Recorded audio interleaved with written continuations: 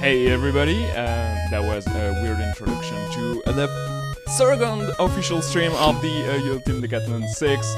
My name is Twin, I'm with Mythical. How are you doing today? I'm doing good. That woke me up a little bit, that was pretty good. I'm doing fantastic. And I'm excited to see what these guys have come up with. I mean, we've already seen a couple times throughout the week how far these guys have come with Castlevania Aria of Sorrow. But this was a tough game. I spent more time learning this one myself than I did Shovel Knight, and struggled with a fair bit of it. So all the more respect to the runners today. And I'm looking at the times that they've managed to put up in this first week. These are very, very good times, competing with people who have already been running this game, are established runners of this game. So it's an exciting race. There's a lot to be gained and lost in all over the run. So it should be a good watch. Can't wait. Yeah, I'm super excited because I didn't know the game at all. Coming into on Saturday on my stream, I was like, okay, I will turn on the world record and follow his route. Like, Metroidvanias have this puzzly element to them. You have to understand what's necessary to beat the game and what's like just irrelevant. And the super good feeling about beating the game, understanding the game, getting into it is very, very satisfying. But obviously it comes with way more learning and a steeper learning curve than like your casual experience you can have on Shovel Knight, where you just play the game more and more and your time shrinks naturally. Here you have to do a specific learning, especially that Eye of Sorrow has some super cool RNG manipulation that you have to learn to get specific drops. We'll talk more about that later, but if you don't know the category, Soma Glitchless has some very unique tricks and a lot of very interesting techs, and that's why I'm super happy we have that game on the UD6. For those who just join us and don't know yet what the Ultime Decathlon 6 is about, it's the 6th season of that of the UD. It's speedrunning challenge where the runners have to learn 10 games. We announced 1 game per week. We are at the 2nd week. First game was Shovel Knight, second game was Eye of Sorrow. We are going to announce the game on at the end of that stream, like two races of Warrior Sorrow. That's about like 50 minutes each. The runners are super fast, and then we are going to announce that will be like in 2 hours. So if you're just here for that, stay tuned. And but the races are going to be awesome. And in July, after we announced like the 10 games, every runner will have put their feet like wet into the 10 games, and we are going to have qualifier tournaments on July, in August, and September. 3 tournaments, 3 chances to win a ticket to the grand finals. And at the end of the line, the 4 best runners will be flown to France and play live in a movie theater in front of everyone that wants to come and watch, and it's going to be super fun. We are going to have Mythical flown back from Canada to France just to do some sweet commentary. I don't know if you've ever been to France, but that's going to be fun. No, I've never been. I've been to Europe once. I went to Portugal and Spain. Notably, they are not France. That will be amazing. But if any of you newbies out there to UD who have just got into it for this first season, you've got some people to overtake if you want to go to France. Yeah. There are some people, some names we're going to be seeing racing today who they're tearing it up, man. These were the harder, meatier games that were going to be harder to get to that 200-point mark. And we're seeing scores of 180, 170 from some of the big names that we expect from the people who are a little familiar with UD. We've got Mel West, Devil Tifa, KTH. All of them are just incredible at learning these games as quickly as they do. Yeah, that's what's most incredible is the speed at which they learn the games, but speed is not everything. We have like some slower learner that usually catch up way later in the season because UD is a long process. It's a very long experience. You have the time, even like first of all, you have the time to join in right now. You just missed 2 weeks. That's not a big deal. You can catch up with the announce of the third game and just like you have a lot of time. And it's about like you have about 20 days to put per game. So we just are before half of the time. Like if you want to do everything equal, we just 7 days is barely half of the time you have to put you can put in any game. And we will have some very shorter game because we try to mix genres and styles. So we got 2 long platformers, so hopefully that should be done for those. But yeah, so you have the time to just learn and come back to the game and do a lot of community races. We have fun races on Sundays and Thursdays on Speed Gaming if you want to watch those. I usually try to invite veteran runners, experienced runners to commentate alongside with me, just to to have some more insight about the game. And yeah, this season we have a lot of newcomers. We have I don't know how to pronounce your name, I will butcher that, but Do ICM, a runner I know because like he's been around for so many years and speedrunning, streaming, and on SRL and stuff. So he joined us for Eye of Sorrow. I hope he will learn the third game alongside with us also. And yeah, if you want to join, it's super fun, it's super friendly, it's free, open to anyone. There's no obligation to learn any game. Usually just get hooked. Yeah, and lot of people today running. We have 38 people that consider that they've learned enough of Eye of Sorrow at least to just try and beat and get like a first personal best, race PB for their player card. So all those players are going to play together, starting at the same time, and we will stream only 4 of them because we cannot put 38 players on screen. That would be insufferable. Yeah, I don't remember the race result on the previous race last week on Shovel Knight, but any players you are expecting to see? Mythical? Oh, before today. Well, I would like I'm looking at the you gave me a clue basically. You gave me the some of the times of the people that are going to be Yeah. racing today. And also I think my leaderboard just refreshed because I I thought Devil Tifa had a 38, but has actually brought that down to a 37, sitting at 194 points. That is that's monstrous. Fully expect to see Devil Tifa today. Um, I don't know if we have some of our experts who were sat in for commentary and have been doing tutorials and been working with the community, um, like Soma or VB. Brother Main won the race on Thursday, I believe it was, with a fantastic time. Psychhouse was pretty close behind. Zoph, I think, had a death, two death, I think, Yeah, actually. he took two strong deaths and could not catch back because deaths are super mean in Eye of Sorrow. Yeah, I mean, also the boss is also super mean Hmm. in Aria of Sorrow, and who else? Who else might be? I think those are my picks for who I would expect to see today. Yeah, How close so am I? very close because we have Soma SR, veteran runner of the game. He knew, like he's put like 3 years off on and off into Aria of Sorrow, so his PB is 37-23. He is our best player of Eye of Sorrow. But interestingly enough, Soma SR put time into Shovel Knight because he got hooked and he was like, okay, I know already Castlevania, so I will move on and learn Shovel Knight. Second, we have Brother Main.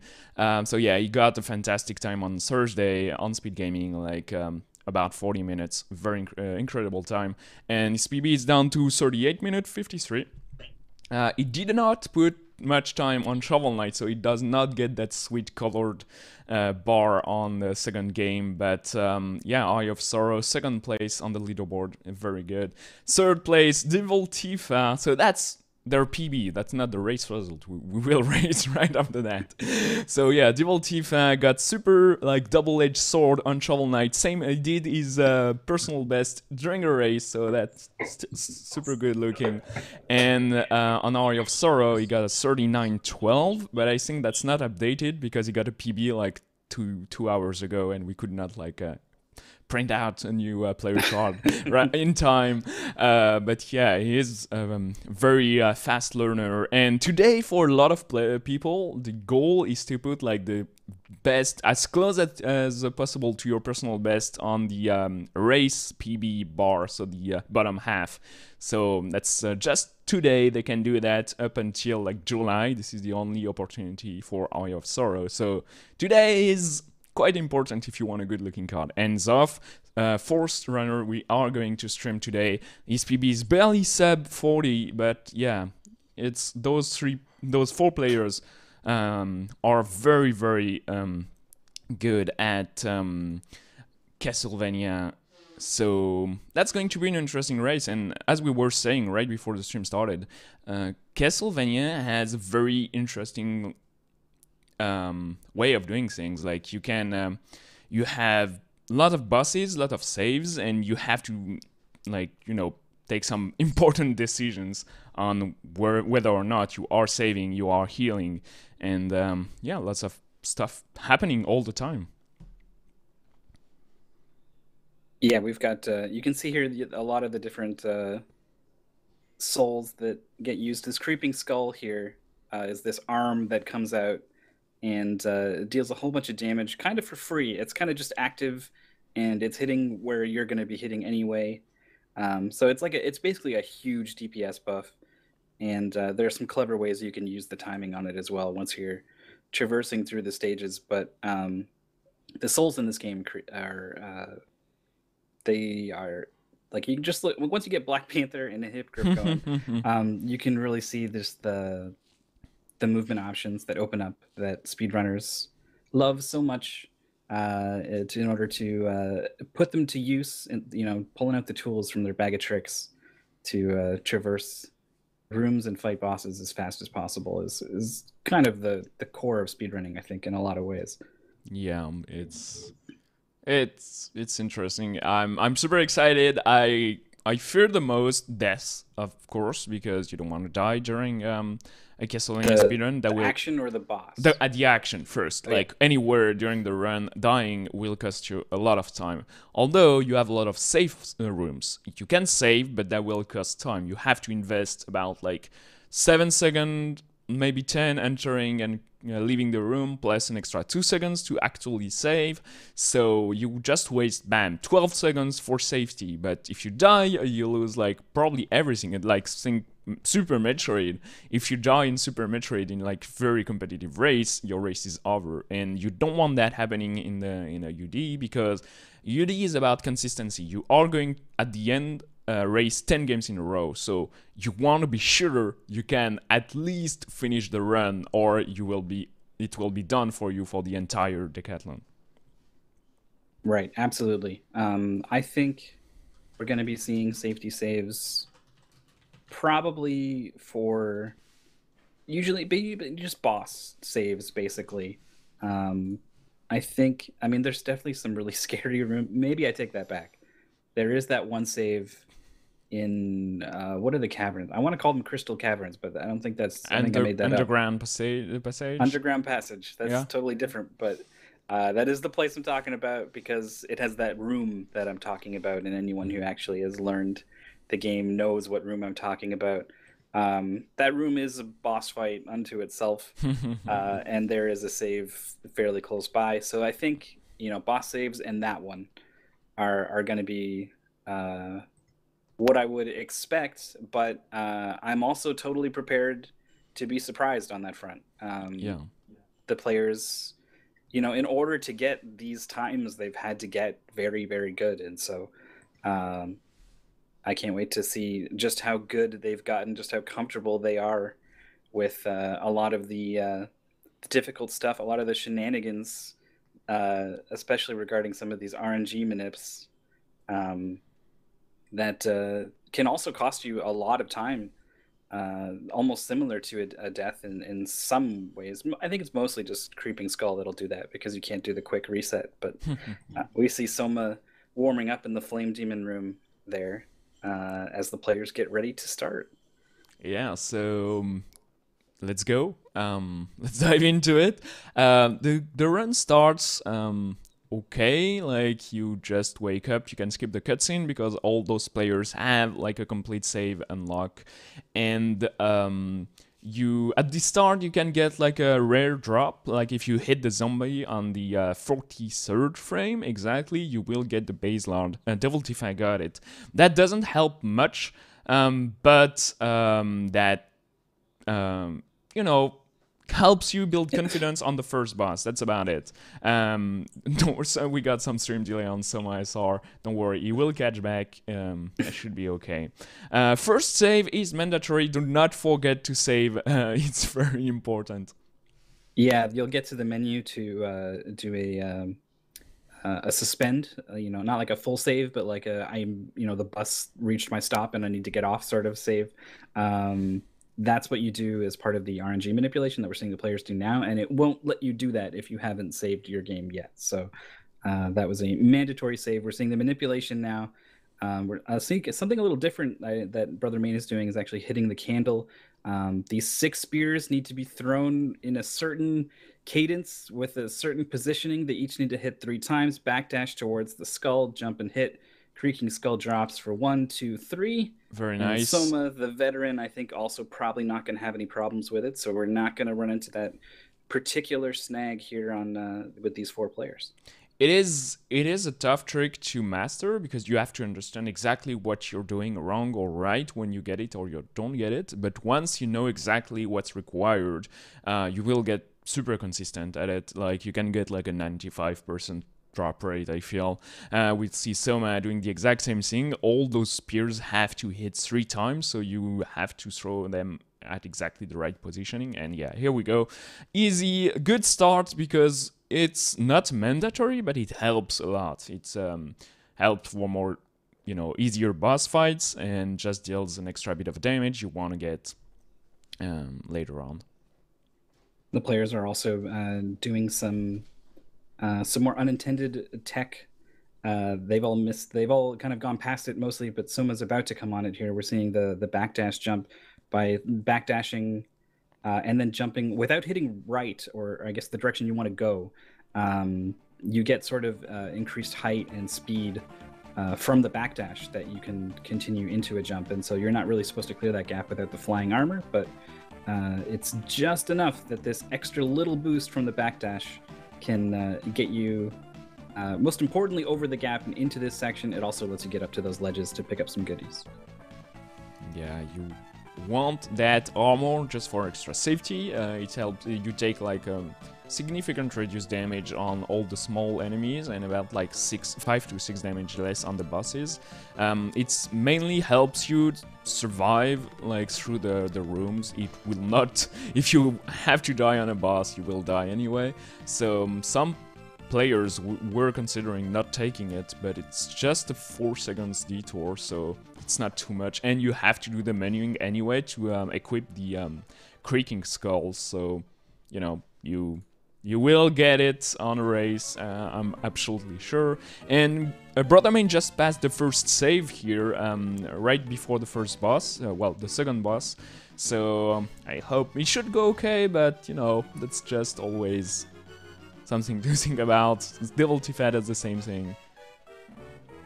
This Manticore boss, they're gonna make it look really easy, but I mean, I guess their Brother Main's going with something a little more safer and consistent by doing these higher jumps and using the attack on the way down to make sure that the hit connects. If you're actually trying to go as fast as possible, you're doing, I think it's literally 1 frame taps of the jump button followed by attack, and you can be attacking the boss not quite twice as fast, but almost.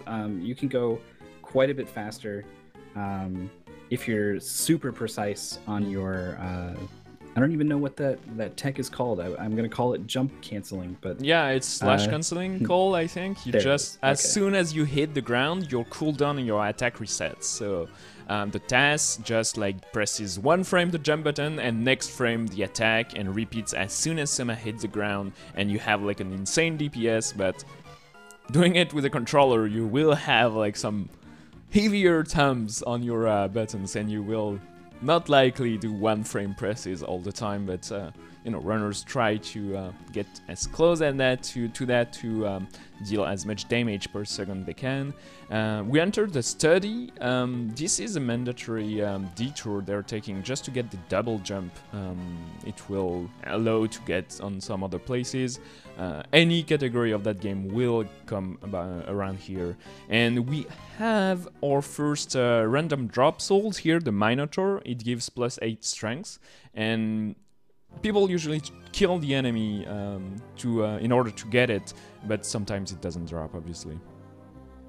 You can also drop a battle axe, and I'm not sure if that is actually... It probably does more damage than what they're doing, but it's a very different kind of weapon. There are a lot of different kinds of weapons in this game with varying properties in terms of how long they take to attack, how they attack, do they slash out, do they arc forwards, and some of them also just cannot be slash canceled, which is huge when you're speedrunning. So I'm not sure how the battle axe fits into the plans if that drops, but that is also another thing the Minotaur can do. Very good sync in between Brother Main and Devil Tifa, killing the armor. Brother Main went a little bit faster on the Minotaur here on the way back, but very close race so far. Once again, Soma has like about a 40-second delay on stream.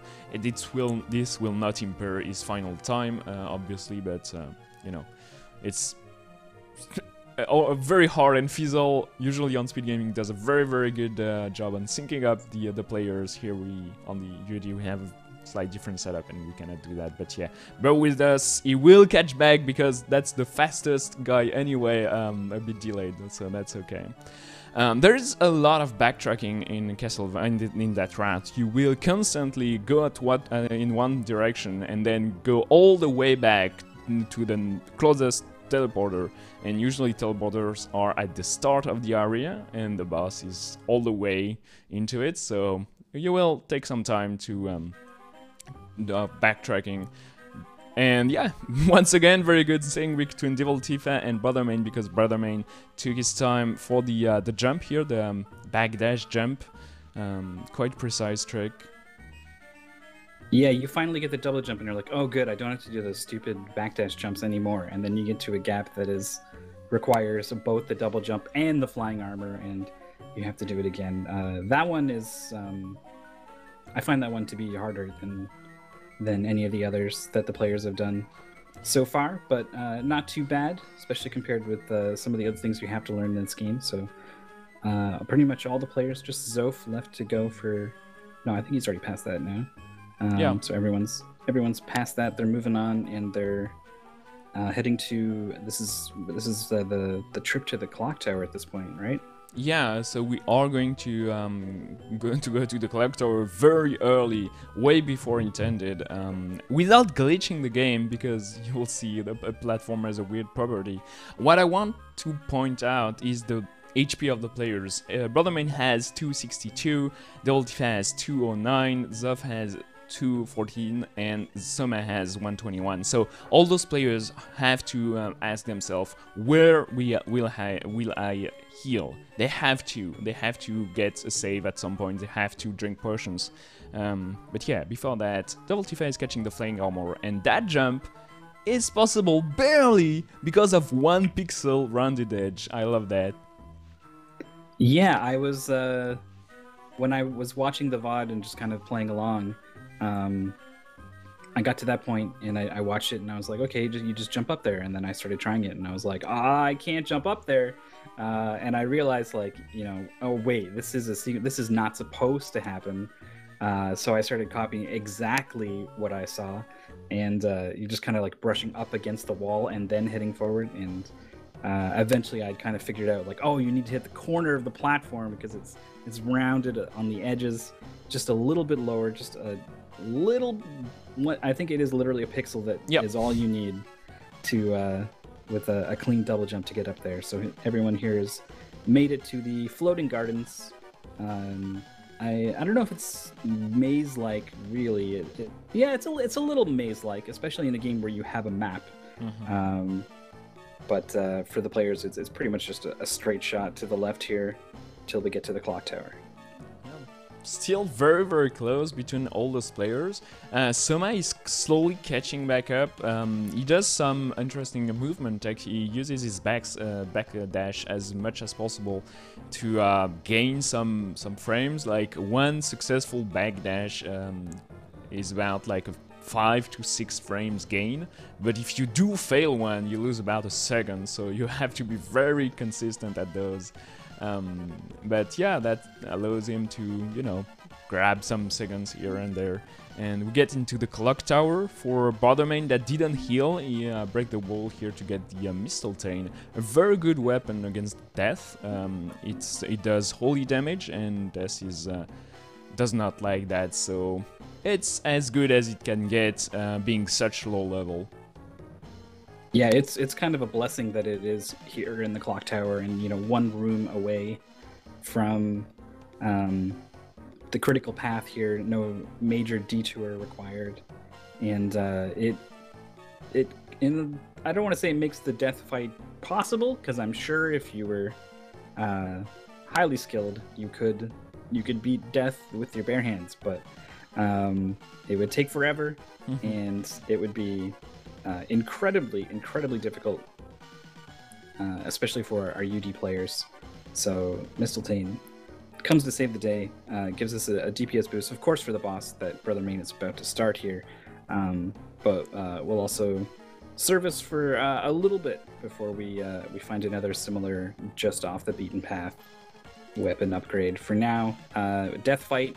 You got these scythes spawning that you can't quite see too well because of Brothermain's getting pretty lucky with their positioning, but they can, just there, spawn right on top of you, and in the chaos of this fight, trying to manage your spacing between you and the scythe, because once it starts to spin, it will very suddenly be in your face and making you take a bunch of damage.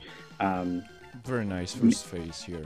Yeah, managing your spacing while also being mindful of the scythes. Where are they? How often do they spawn? Should there be one now? Is it on top of me? You're constantly asking yourself these questions. Brother Main takes a hit there in the second phase. Death does a lot of damage. You can only take... looks like Brother Main can take one more hit before he maybe has to dip into some of his potions. The players probably have... Yeah, they hold. I have two, and there are two on the round, like right after the first dash jump. Careful. Okay, you will drink 2 potions here. I did not see if they saved on the. They went into the save room just to heal, but did they save? I don't know. So I'm pretty scared for them right now. Very carefully. The second phase is not the most scary, but you can die very easily. But yeah, very nice fight for Brother Main, killing Death in first place. Level 2 fight just barely behind him. Zoff and Soma both on the second phase. This is a very close race we're having right now. This is the first half, like about first third of the game. It's the maybe harder one when you were a beginner, but it's the easiest one to get a decent time on. Further on, you have way more opportunity to take huge hits and to lose way more time.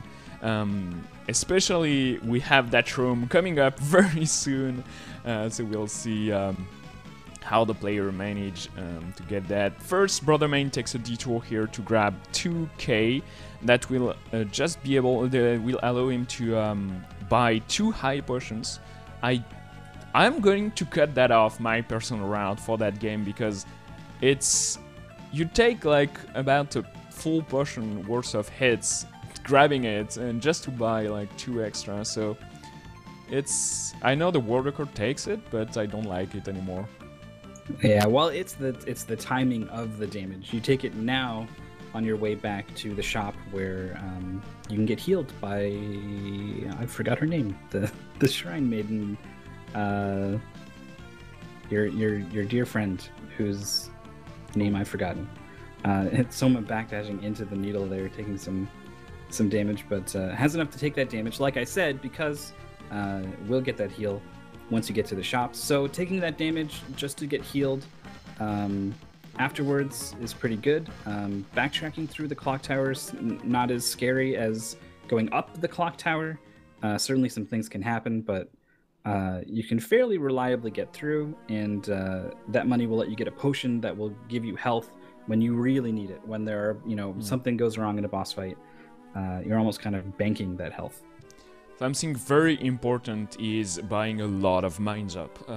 Mines Up just refill 20% of your mana, so that's not much, but very soon the players will get the Giant Bat, which depletes entirely your mana just in a blink, but it's very useful, so you want to be able to use it as much as you need it. So buying, Devil Tifa kept about 800, buying only 4 Mines Up. I would have bought like 2 extra just to be safe.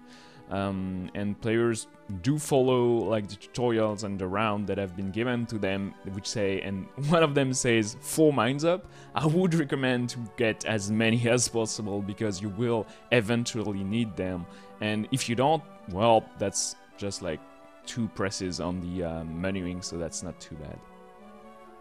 In my practicing in the save state I had when I got to that segment, I had gotten a lucky drop or 2 that I was able to sell, and was able to afford like 9 potions, 9 Mines Up, a bunch of high potions, and some extra anti-venoms in case something goes wrong.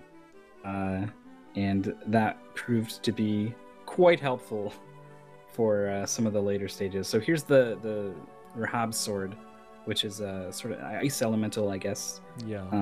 That a couple things are weak to underwater, but not nearly as useful as that holy element. It'll come back later on, but for now, this is a pretty decent upgrade.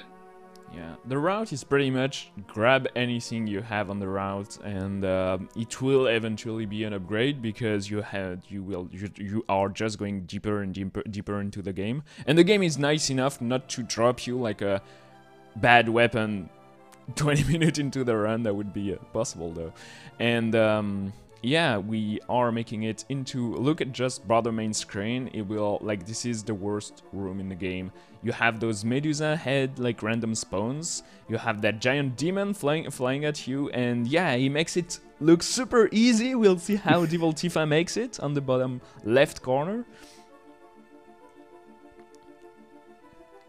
Part of the trick to it is ooh, not getting stoned. Medusa coming in, running defense. It very quickly becomes totally unmanageable. And remember that these players picked up the flying armor. You're supposed to pick that up much earlier, but they skipped it with that backdash jump. And you can actually only spend just a couple seconds to grab it real quick before you head into this area. So the flying armor makes it so that you don't have to land another backdash double jump to get up to that warp room. So if you don't have the flying armor, it's so much harder to do that backdash double jump with all this mayhem happening on Zoph's screen. Yeah, Zoph is having a lot of trouble here. He should like reset the room, like that would be faster than dying. No, he's healing first. Okay. Just, yeah, reset the room. You have to grab that TP. The exit, like the path, is on the bottom left of the screen. That would be super easy to go to, but you need the TP because we will go back to that place later on. And yeah, just like that makes it yeah, easy enough. Like when everything goes your way, it's super sweet. But when like everything is hellish as possible, you will suffer and maybe even die if you're not lucky. That's one of the rare instances in the game where the RNG of the enemies matters a lot. So usually luck is not too important in that run because you have that RNG manip for the drops, but that room, god, everybody will suffer at one point running through that room. So Soma has finally overtaken our runners, is going to be the first one to reach Balor. You're led to think you're going to fight a giant bat, and then whoops, nope, we're dealing with something else. This boss fight is it's not too bad, though I found. Ooh, careful. Yeah, the hitboxes are active most of the time on those fists, even when they're just kind of hanging out, and they are very, very big hitboxes. After the pound attack, you can stand on top of them and use that to do some slash canceling, but otherwise you need to stay very far away from them, and you also want to be careful to do your best to keep them in sync with each other, because once they get desynced, they start occupying a lot of the space in the middle where you want to be a lot more often, and it can be pretty tricky to deal with. So Soma's past the first phase. This looks scary, but the beam doesn't hurt you. You're only concerned about the explosions on the floor. Careful. Mistimed the jump here. Okay.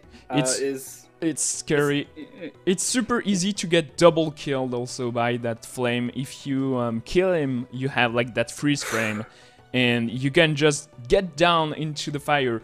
Brother Main got a faster fight because he took his time to get the Triton Soul. The Triton Soul is optional, but it gives plus 16 strength, which it's about a 20-second time investment at the during the Triton corridor, but it makes all the boss fights later on safer, if not faster. So you will at least just invest 20 seconds, not too bad, for some safer boss fights. So that's an interesting decision, and that's very new into the run. Kilai, Tasser, and Speedrunner just found the setup for that, and so runners are considering putting it into their run. It's maybe not the World Record strat, but it's very good in races, as we just seen on Balor. Soma got a tough fight, and it's a fight that can easily go wrong. Right. If it goes right, it seems really simple and trivial. Usually, I just stand in the middle and then I go to the side and jump around. But once it starts to go wrong, once the fists get desynced, once you get hit and you're out of position in the middle, it's so easy to for those kinds of mistakes to spiral out of control. Like we saw, even for a veteran player like Soma, once he got hit on the second phase, threw off his rhythm for the jumps over the flames. The flames get faster as the HP depletes. So it's the kind of fight that can spiral out of control. All the players doing a good job to maintain that control. except for the players who just did it flawlessly the first time, of course. But that's over now. Bat. Yeah. We got a bat. We got a bat. Bat is mandatory. It allows us to go to the top floor flying. Soma and Brother Main are in incredible sync right now. And now, starting now, we are going to take a 5-minute detour just to get a good weapon, pretty much. We need the Flame Demon, so we'll grab this on the way, but there was a Flame Demon on the way earlier than that, and we could have grabbed his soul at that point, but everything we're doing now is optional. We are going to get Undyne, we are going to get Curly Soul, so we can get through the waterfall just to get the Claim Solace in the Forbidden Area, and all that could be avoided if the end bosses did not have 6,000 HP for Julius. It's like about 10,000 HP for the final boss fight. Like, you have to have a very, very strong weapon. So everything here is to prepare for those final fights. I was going to ask about the Flame Demon because that is mandatory. It is required in this route, or this category anyway. And so I know that at that point in the run, you go over there, you get Flame Demon, you get the Claim Solace, and you get the Eversting armor as well. Yeah. I think the world record doesn't even equip it, but picks it up, which is pretty bold. For a race, I fully expect to see the players equip it. Manipulation there on the Curly Soul successful. This one is fairly simple, so I really don't expect to see the players have problems with that one. Undini lets you walk on water. We have 3 players who have now managed to sync up with each other, and this is a lot closer than I thought it was going to be. This is great. Yeah, to be honest, I was super scared for the runners, and I was hoping they would take like safety saves and taking it just a bit slower, just to be sure they can complete the run.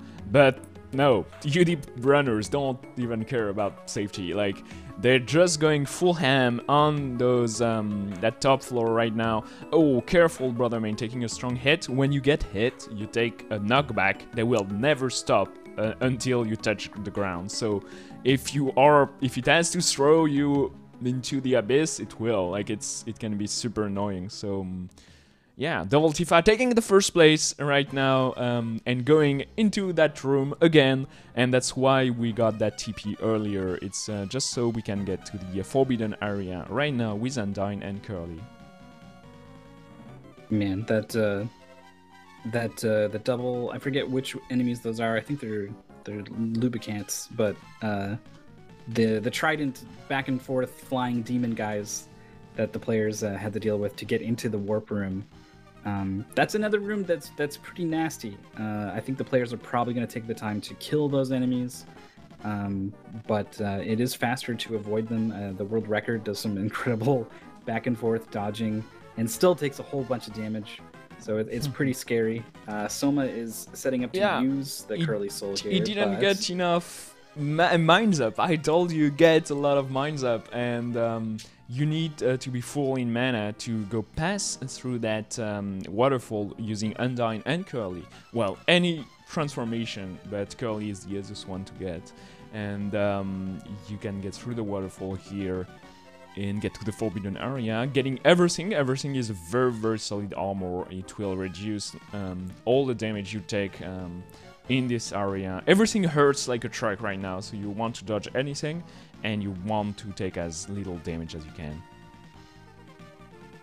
You also want to be dealing as much damage as you can. Devil Tifa has finally obtained the Claim Solace. Claim Soleil. I don't know if it's a silent S. I don't even know if it's probably a silent H, but either way, it is an incredibly powerful sword.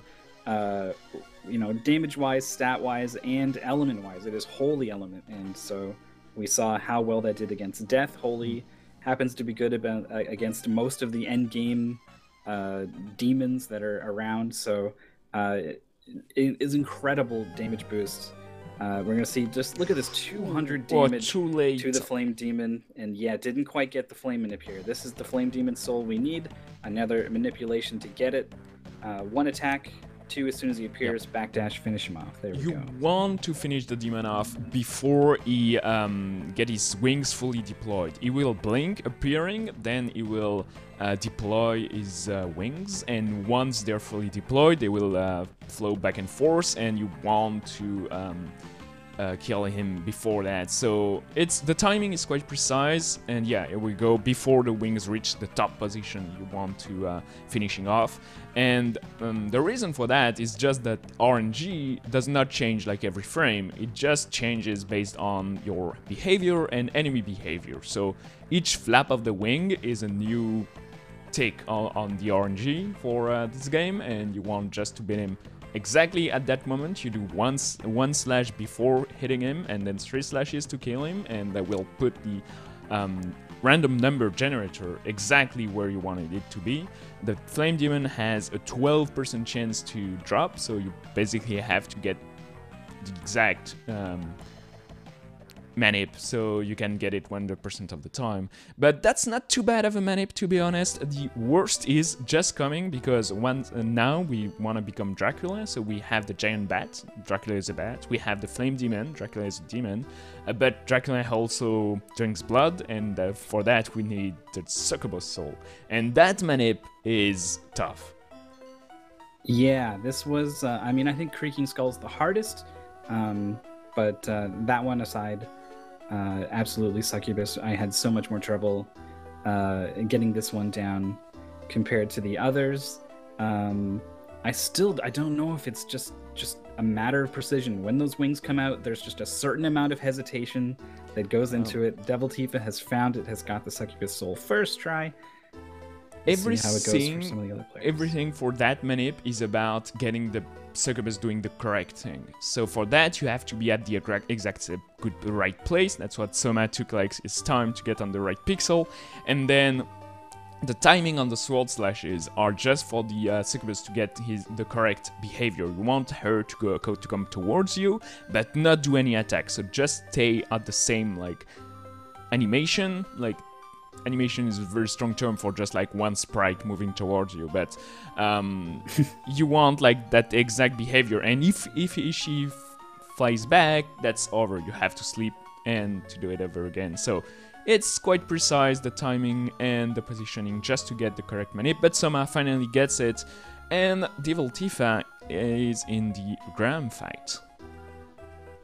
And meanwhile, Zoe in the bottom right corner was having trouble with those Rubicons, like I pointed out, but did get through them, and is going to be doing the Succubus soul. The Graham fight is fairly straightforward, actually, especially since you just got your Claim Soleus. You've also got Succubus, so if you do get a hit, it's pretty likely those +5s will add up pretty quick. You can see, you're getting some hits in with the slash canceling.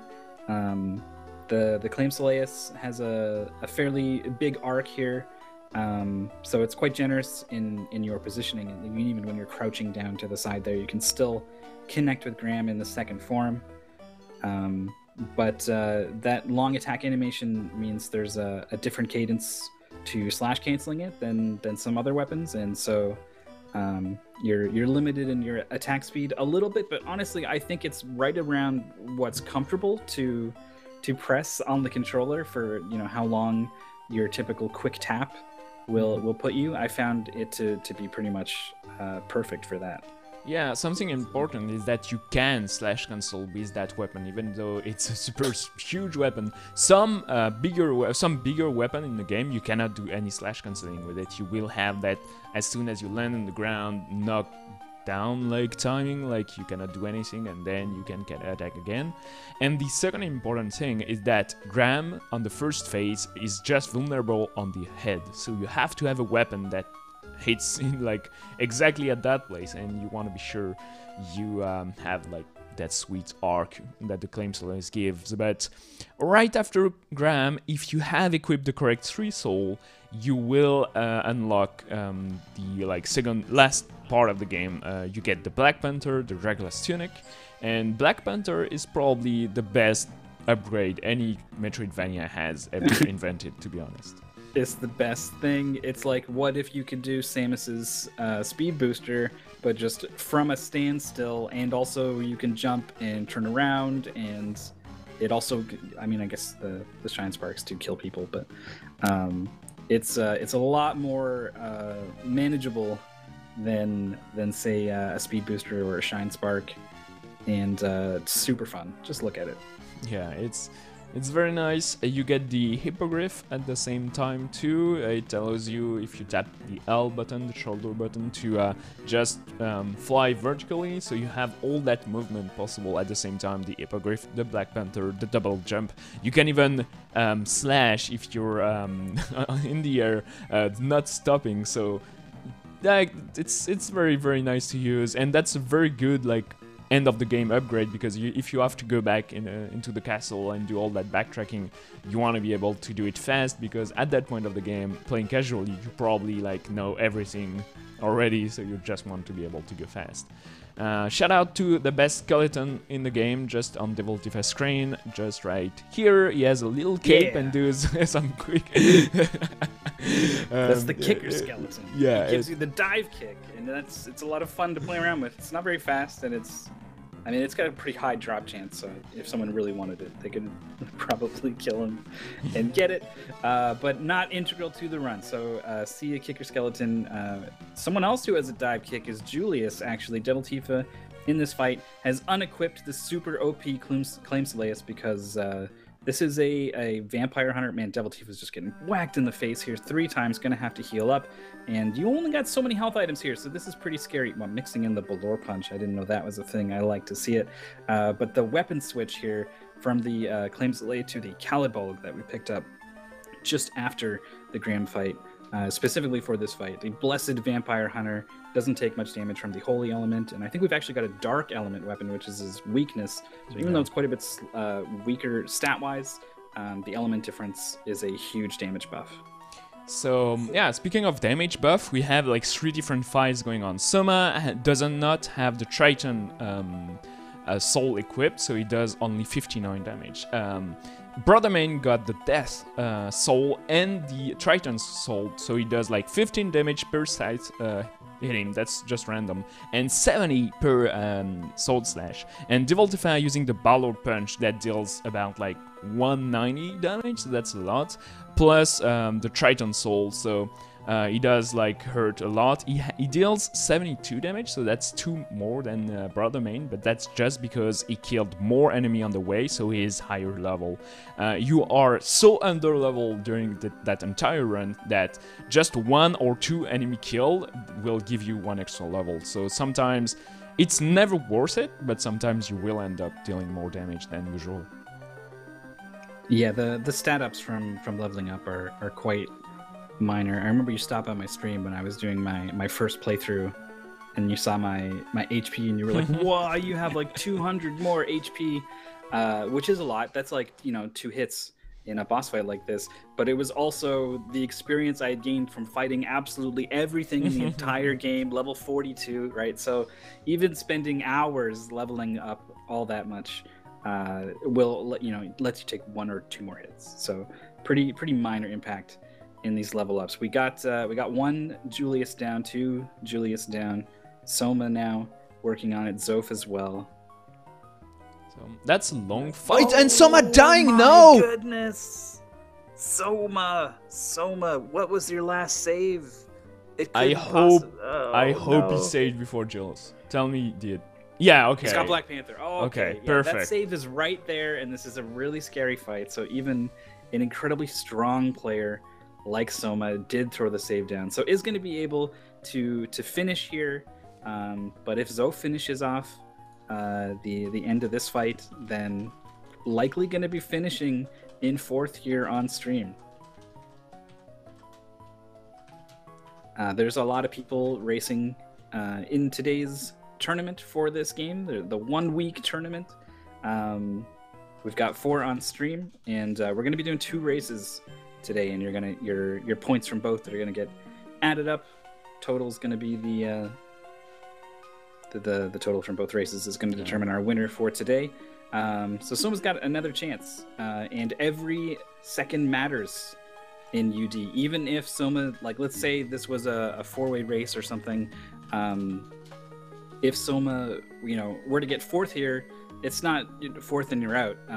It still matters how many points you get, because you can just make up that difference in the next race, and that can be enough to put you on top. So even when you fall behind like this, you are fighting for every second you can get. Yeah, something important in DUD is that your rank doesn't matter. It's first of all, it's a race against yourself. You want to get the best time possible anytime. So whether with the same time, if you're first or 10th or 100th, you don't care. You will get the same score. And so like it's just you and yourself. The race does not matter too much. Although at the end of the 10 games, obviously the fastest overall will win, but you just don't need to stay focused, stay put onto your fight on Julius. It's not done for Soma if he does a good second race. Like that's what happened to him. Like anyone can suffer death like that, so he has to stay focused. And yeah, Devil Tifa will have a fantastic time. Devil Tifa got a 37 right before the stream, so 37.50. So that's just behind his PB, but very solid run overall. And they will just show on his player card with two very nice looking bar if he does not beat that time on the second race. Yeah, there's that second race to think about. It hasn't been we haven't talked too much about this final boss. Not to say that there isn't time to be gained and lost, for sure, but the danger of dying compared to Julius is much less. Though this green ball attack just took a big chunk at a Devil Tifa, and I don't know exactly where our health situation is at, but is able to close it out. Devil Tifa finishing with a 38-40 or so. That information will be submitted and evaluated and put up on the leaderboards. But for now, we're going to take a head to look at Brother Mains finishing off here, taking out the 4 eyes in the corners, drastically increases the damage the core takes. I did some math tonight, and I don't know if you have to defeat the 4 eyes and the core or just the core, but if you have to defeat the core, the armor values does that if you break 3 eyes or 4 eyes, you will have to deal as many hits overall. So maybe the fastest strat would be to hit just like 3 eyes in the core, but I don't know if that's enough to defeat the boss. So there is some experimentation to do here. You're looking for the advancement. Yeah, I need like those sweet 2 seconds that could save. Yeah. Well, one of the things I've always wanted to do was like impact a speedrun route for other people by discovering a discovery, right? The mythical skip. Right, yeah. Or if I found it, I wouldn't name it after myself because I feel like that you can't do that. But I would hope that someone else named it after me. Absolutely. So I a lot of the drive to find these things. No, I shouldn't say a lot. Probably a lot of people just are interested for other reasons. But yeah, I understand where you're coming from. We got Zoph has finished off the eyes here. Back these green souls here. Luckily, the Claim Slayus is such a big hitbox that it's not too hard to position yourself that you keep those things away from you while also keeping the core in your AoE. I mean, it really is AoE. It's a huge arc that this sword has. It's one of the, in addition to the damage typing and the stats and everything, just the gigantic size and arc of it is also a huge reason why it gets picked up. Yeah, it's a just very strong weapon. Soma does not have the Triton Soul, so just deals a little bit less damage, but that's still okay. Each part of the boss has 3000 HP, so you have to just deal like 20 hits to the eyes and a bunch to like about 67, I think, to the core. So, you know, it's just a long fight, and it's a giant mess, like that giant worm skeleton just hurling at you and those orbs, and it's like the death fight. It's impossible to keep like tracking of everything, so you just have to hit the core as fast as possible and heal when your HP depletes, and that's about it. So Soma, the last of our first 4 on stream, does finish off Chaos. We've got some other names up here: Psychaos, KTH, and Barramondo. The first 2, obviously, in this Julius fight. Barramondo just getting into the fight now as well. We've seen, I don't think any 2 players have fought Julius the same here in terms of souls equipped, as well as general strategy. I consider this to be the final boss fight in a lot of ways. And part of the problem is that Julius is only truly vulnerable to attacks while he is using that whip attack. There's a lot of ways to exploit it. You can Black Panther behind him. You can bait it out standing up and then crouch under it. If you're already crouching, he will crouch and hit you in the face. And you can, get airborne or backdash, or just eat a lot of the hits. We've seen a few players. I mean, obviously unintentionally, it's very easy to end careful, up Sarek. Sorry. trading. But definitely you can opt to, I'm just gonna swing 3 times here and eat a hit. I've got the health to take it. That is very much an option. Cellric is completely out of mana here. Not sure what their mind up situation is, but the Creaking Skull, it helps a bit here because it's going to be hitting both eyes and the core. Yeah, he's good. He just has just enough to finish the fight.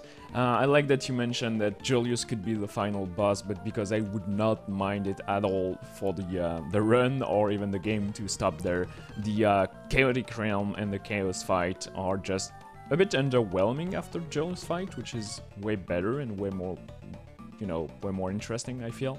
But it's a good way to end the run anyway. You got that giant mess, and you want to be careful with your HP because it's easy to die. It's also very misleading because your HP takes a while to actually drain to the point that it's at. So you can take 1 hit and be like, all right, I've still got health, but actually 1 more hit and you will die. And that's exactly what happened to Cellric. Luckily had the save right before the Chaos Fade, so is going to be able to pick it up here, and has enough time before the cutoff to make this happen. You saw something interesting. He had to reset the console.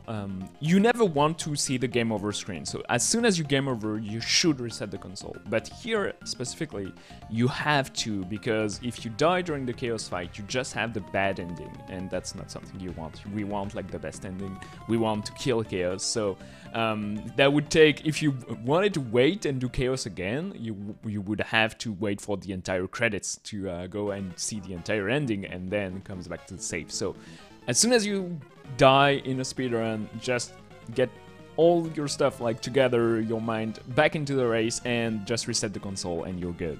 But that should not happen too much, sadly. Psychos will almost pass Cellric because of that death. Psychos about a 45 minutes, which is a good time. During the UD, the competitive tournament happening in July, August and September, you want always to be sub 52. That's the mark. 52 will be the cutoff. So if you're not sub 52, the game, we will not consider a score for you. You will have just 0 points and have to move on. So 52 minutes, very important, but it feels like it's way easier to hit 52 minutes on Aria of Sorrow rather than the 1 hour mark on Shovel Knight, I feel. I don't know how I feel about the two. They were both so heavy in just content to learn for a speedrun. I think mostly it's the manipulations getting me down on Aria. I think basically if I sat down with someone who really knew their stuff to point some things out, I think I would agree with you. But for now, there's some pretty scary stuff in this game with some really punishing time loss that would make it hard, I think, for me to get to that under that cutoff consistently. I guess that's the name. That's the name of the day. Consistency, being able to get under 52 consistently, being able to get 52 in a race on race day is pretty different from I did a run and got under 52. You know, I did the manipulations right this time and I got under 52. And the manips can cost a lot of time. We saw like Soma lose about a minute on the succubus manip, just doing it 3 or 4 times. Just every time you have to sleep, you have to get back into your save, like loading and then hitting the succubus. It's about like 20 seconds, and that's very easy to lose a lot of time here. And obviously we saw him die on Julius. Yeah, Julius it was. So thankfully he did save, so he did not have to go all the way back to anywhere else.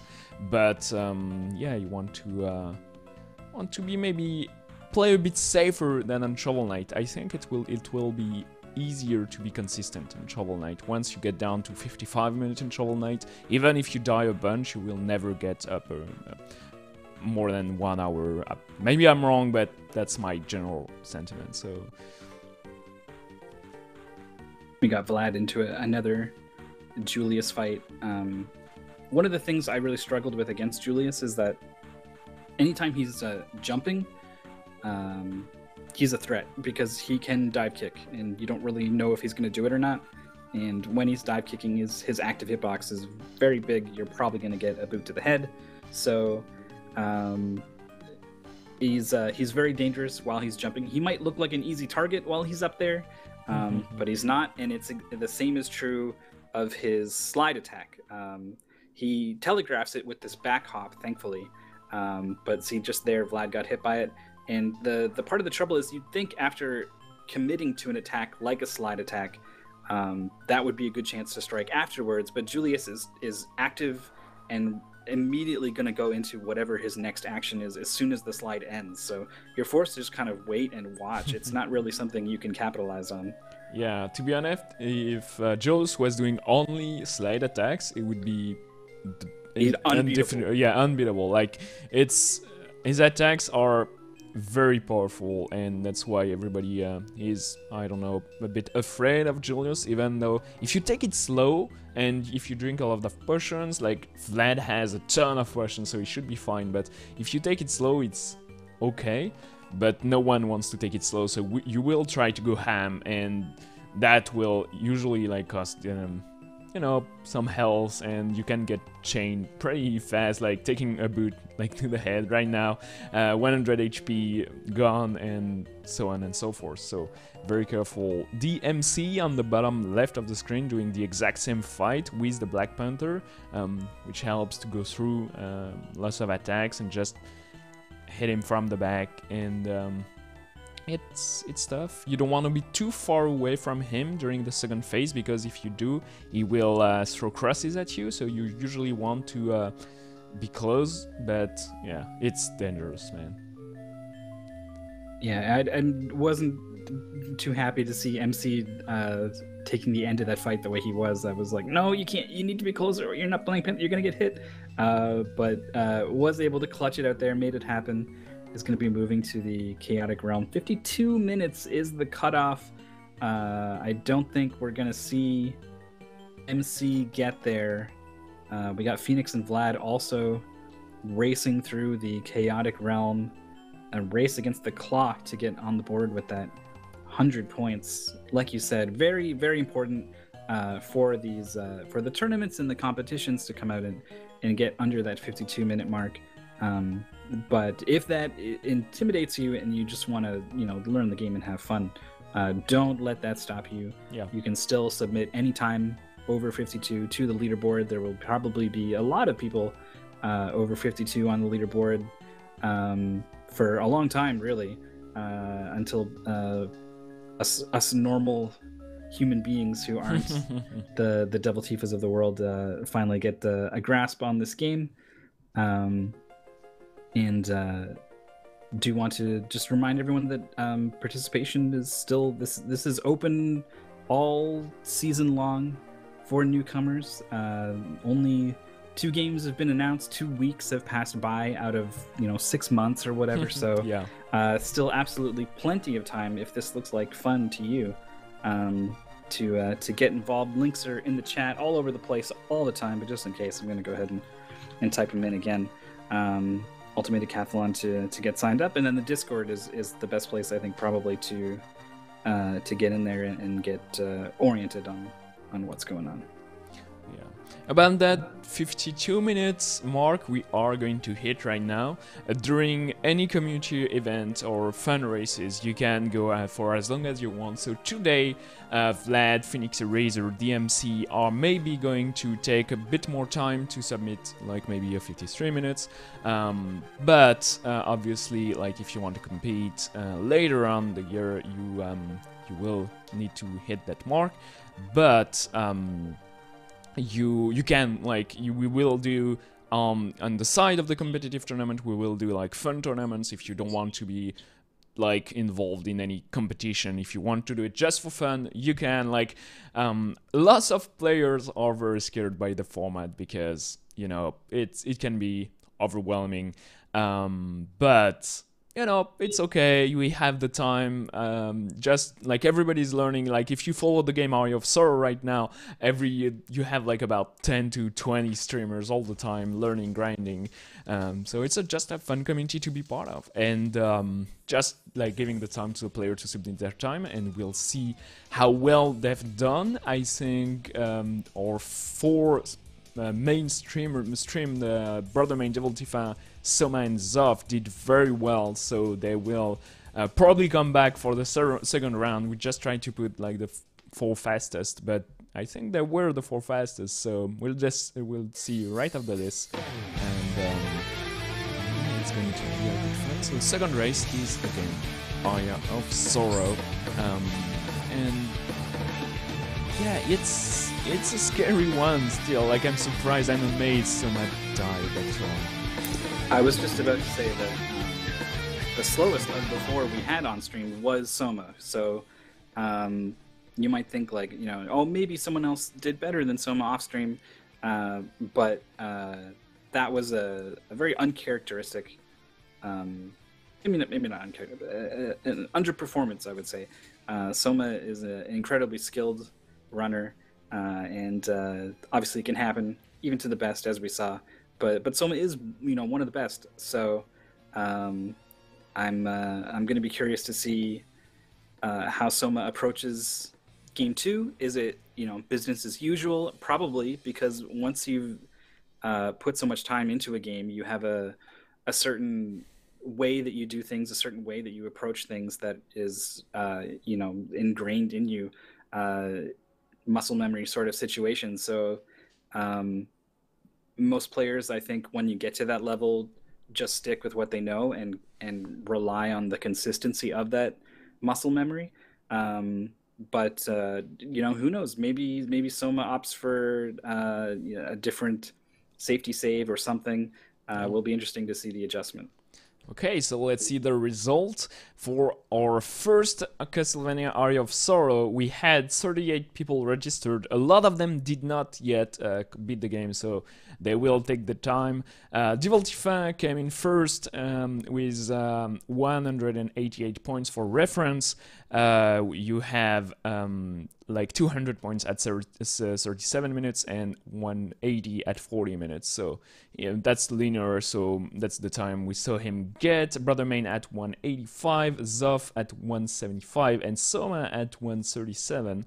So we will see those four back on stream for the second race and see how close they still are, because that first race was insane, just trading back and forth places, and Soma dying, costing him the race. But yeah, shout out to all the other runners that beat the game in under 52 minutes. We got Alkel, Cedric, Psychos, KTH, Mezimov, Bermundo, Licaranta, and then yeah, a bunch of players still running, still trying to get a time. All those runners did not yet finish, because obviously it takes just a long time to get to sub 52 minutes. All those runners learned about Castlevania Aria of Sorrow on Saturday, so that's, you know, a good week of learning and grinding, I'd say. Yeah, hell yeah, it is. When's the? I mean, I don't know how much speedrun experience you guys out in chat actually have in terms of just watching, but um, it's not often that you start learning a game and a week later you're putting up times like these players are doing. I mean, I guess it's different from game to game, and so there's also a certain amount of just trust us that 52 is really hard to get. But it is, and it's only a week. That is not a lot of time. Um, and I mean, I guess people have different schedules or whatever, but um, it is it is definitely an exception Hmm. to the rule that some of these players are putting up these just a couple minutes off the world record, sub 40 times in races. Uh, what a regular speedrunner could expect for this point is probably not under 52 at this point. I Yeah. would think, if we took just random samples from all around the speedrun community of people playing different games. If you want to join Yeah, and be part of that sample, just do like the 12 yeah, hours challenge for all those games and tell us what time you get in 12 hours. I'm very interested because personally, it took me like about 8 hours to before I got my first run, which was like 1 hour and 16, and then the time goes down pretty fast. But I'm very interested to see if you just want to join the UD casually, just do like one speed run of any game. During the season, anytime you want, and that would be very interesting just to see a baseline of how fast and any runner can learn the game, and how much the experience matter, because obviously the more the games you learn, the faster you are at learning. And I know a bunch of those guys we just saw today learned already a lot of games because they were part of UD2, UD3, UD4, UD5. I know that like Devil Tifa could pull off like a 50 games in a row marathon by himself and get some very very solid times. So that's impressive, to be honest. it's I'm trying to find a word that is more than impressive. It is um magnanimous. It's incredible. So man, they have to do it again. Yeah. We're doing two races today. Yeah, so going again is interesting strategy wise, because now that Devil Tifa brought the mains off, maybe Soma is a bit like disappointed with his time. That would be understandable, but you want to. The one of the goal in the UD is to get the best looking player card. So once you got like a 38 minutes, which is very very strong, like your PB is about 37 minute 50, like Devil Tifa, do you play the race or do you play your player card? Do you go full ham and maybe you will die? Or do you go PB please, like Brother Main says with his name, and go like full ham, no compromises, no safety save? That would be actually very interesting, because the players right now showed a very good race, but if they go full ham, they are not consistent. Surely they die a lot during their grinding. So um, we'll see what happens. And yeah, the streams I have synced up back very good. So Soma will not start with a 40 seconds delay. And we're back in the castle corridor. And yeah, I'm very interested to see what they are going to do actually. Also, that you have to play each one a little differently based off of there's not too much randomness that isn't manipulated, but like that base layer drop, the Minotaur, you might get that randomly. You might get Triton randomly, so um, that can change things from race to race. But mostly right now, I'm sure the players have got to be thinking about Creaking Skull manipulation coming up. We're seeing Brother Main throwing in a backdash. I don't think we obviously talked a little bit about Soma's movement with the backdash, how it only saves 5 to 6 frames when done correctly. Will cost 60 frames if you do it incorrectly. So your consistency on executing a successful backdash needs to be above 90%, or you're just losing time. It is incredibly hard to consistently do these backdashes. I mean, you could get very consistent at it, but you probably wouldn't be saving any time because you need to be pressing that backdash as soon as you turn around. You need to be jumping out of it, but not too soon because you want to preserve your increased speed for as long as you can. It is so finicky um, that it's such a high level thing. I'm not sure we're even ever going to see it in the UD season. I feel like there will always be more things, better things to learn Hmm. than spending hours in the lab mastering Yeah. this backdash I, technique. I feel like if you are grinding the backdash technique, you probably should be working on another game in the Right. UD because you try to be consistent and very good at the same level on, well, roughly on 10 different games. So if you are at that level of mastering every Eye of Sorrow, you probably either you're an incredibly talented runner, and I don't doubt like a lot of runners we see right now are, but you could also just be learning and practicing another game just that would be maybe more worth it in the competition. But let's not forget that some players have like personal preferences, and obviously some players will work more on Eye of Sorrow to compensate with some points they will lose eventually because they don't like a game, or they don't like first person games, or I don't know, whatever. So it's always like a mix of what you want to do and what really matters in the competition.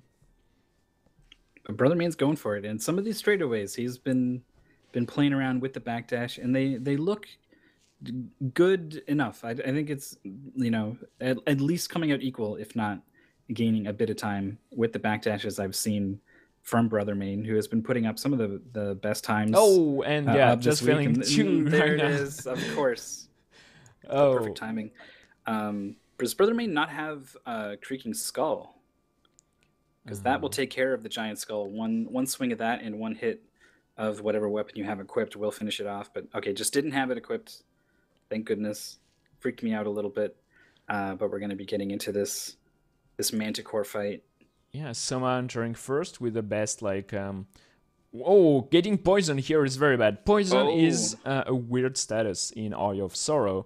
Poison usually in video games will deplete your health or make you go slower and just turn your character green or whatever.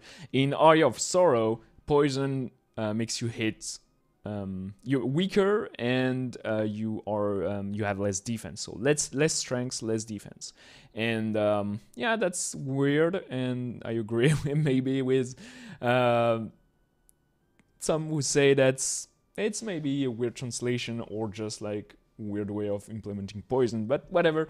It's okay. He did lose a bit of time on the Manticore, but does still catch up, maybe thanks to his better backdashes with Brother Main on that first room of the study.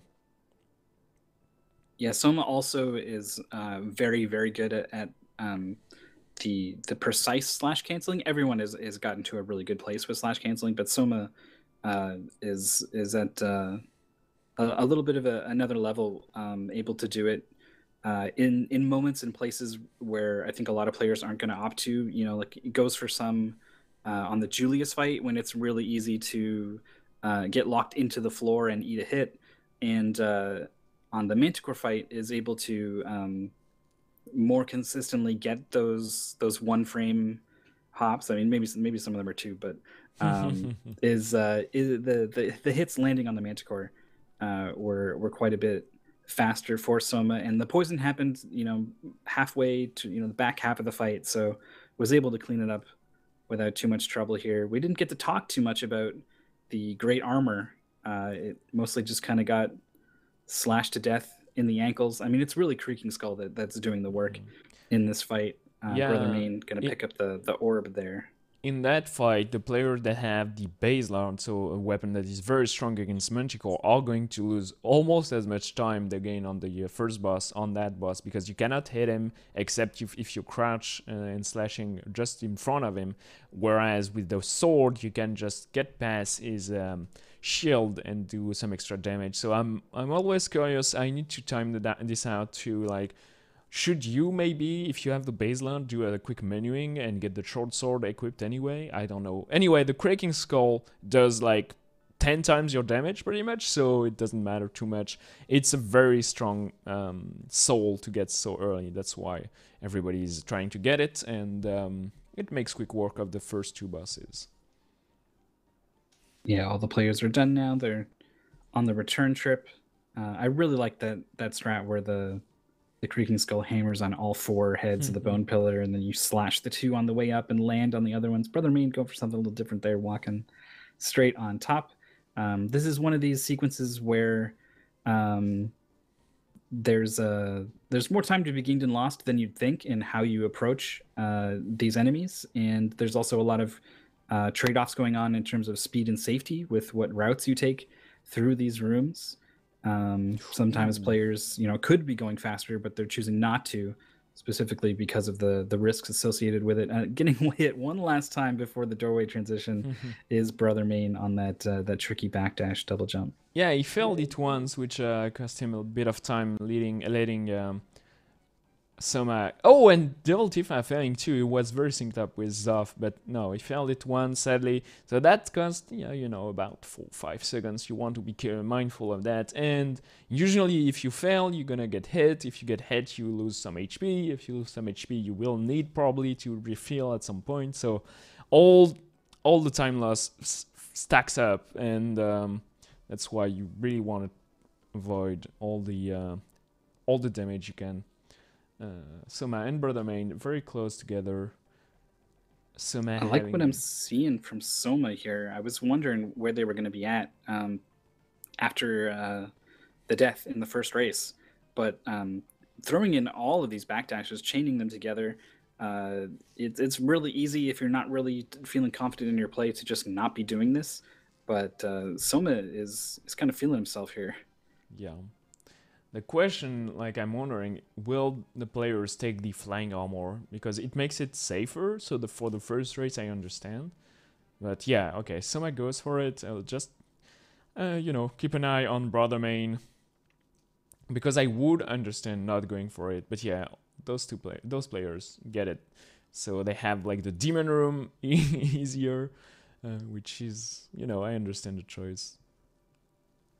There's also a couple moments where you will take the take a knee animation if you fall too far. That flying armor can help you out, and I mean, just tap a double jump in some situations. But you get falling really fast in this game. Your vertical speed has a pretty high terminal velocity, and there's a couple rooms, especially anything with an Ukobach, that just kind of seems to spawn under you no matter what. I hate that guy, but flying armor can be used to finesse those sections a little bit as well. Yeah, it is. It is definitely a useful soul. So I understand players taking it. Maybe it's even it's worth it. It's one of those hard things to precisely time. Soma entering the clock tower first. Brother Main barely few seconds behind him, entering the clock tower right now. Zoff and Devil Tifa, a couple of rooms behind. They're still very synced up together. So it's a close race so far. 10 minutes into the clock tower is a very good time.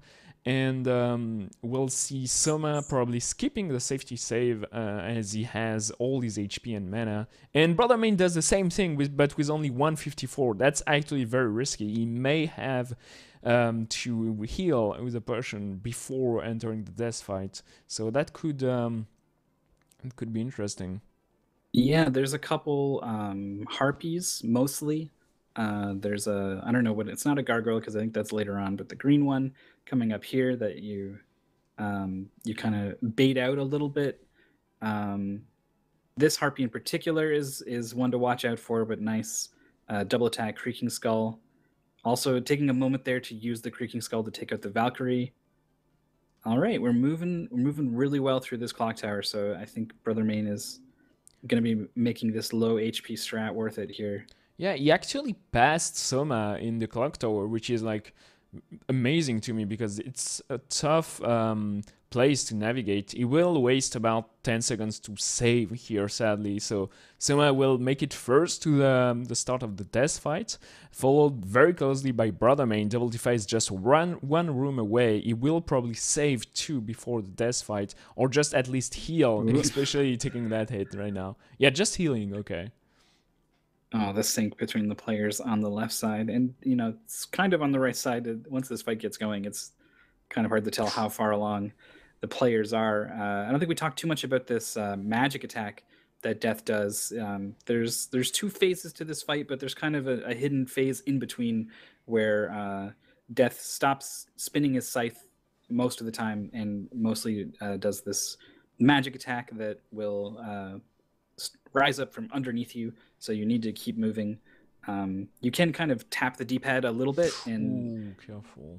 Not move quite so far away from where those blasts are, especially if they're carrying you very far away from death. So the players are doing a good job of managing that. We got Soma and Brother Main into the second phase here. The hitboxes on these sites, the sprite is gigantic, and the hitbox is pretty big. It's not quite as big as the sprite, but you'll take hits pretty easily in this fight. Oh, careful! Ducking, oh my god! Ducking under the scythe makes it look like the hitbox like maybe isn't even there sometimes, but it absolutely is. These guys are very close, dancing on the knife's edge or the scythe's edge, I suppose, for pretty much the entire fight to be able to find this range to hit death at. Yeah. Okay, Dual Tifa finishing in second place. Brother Man had a very, very good clock tower, but a very bad death fight. So, well, very bad. Not too bad, but like compared to the other, he lost a bit of time. So yeah, as long as you good. live, and yeah, it was actually fast. Like killing death before 14 minutes mark is actually very good. So, Dual Tifa taking a heal, Brother Man taking the same heal there. Soma getting the 2k on the way back and just making his way. So scared me, sorry. He jumped pretty early on the scythe coming back around. I think that was because the fight had moved pretty far, like it was very far left of the room. So I think the scythe was taking time to do the return trip.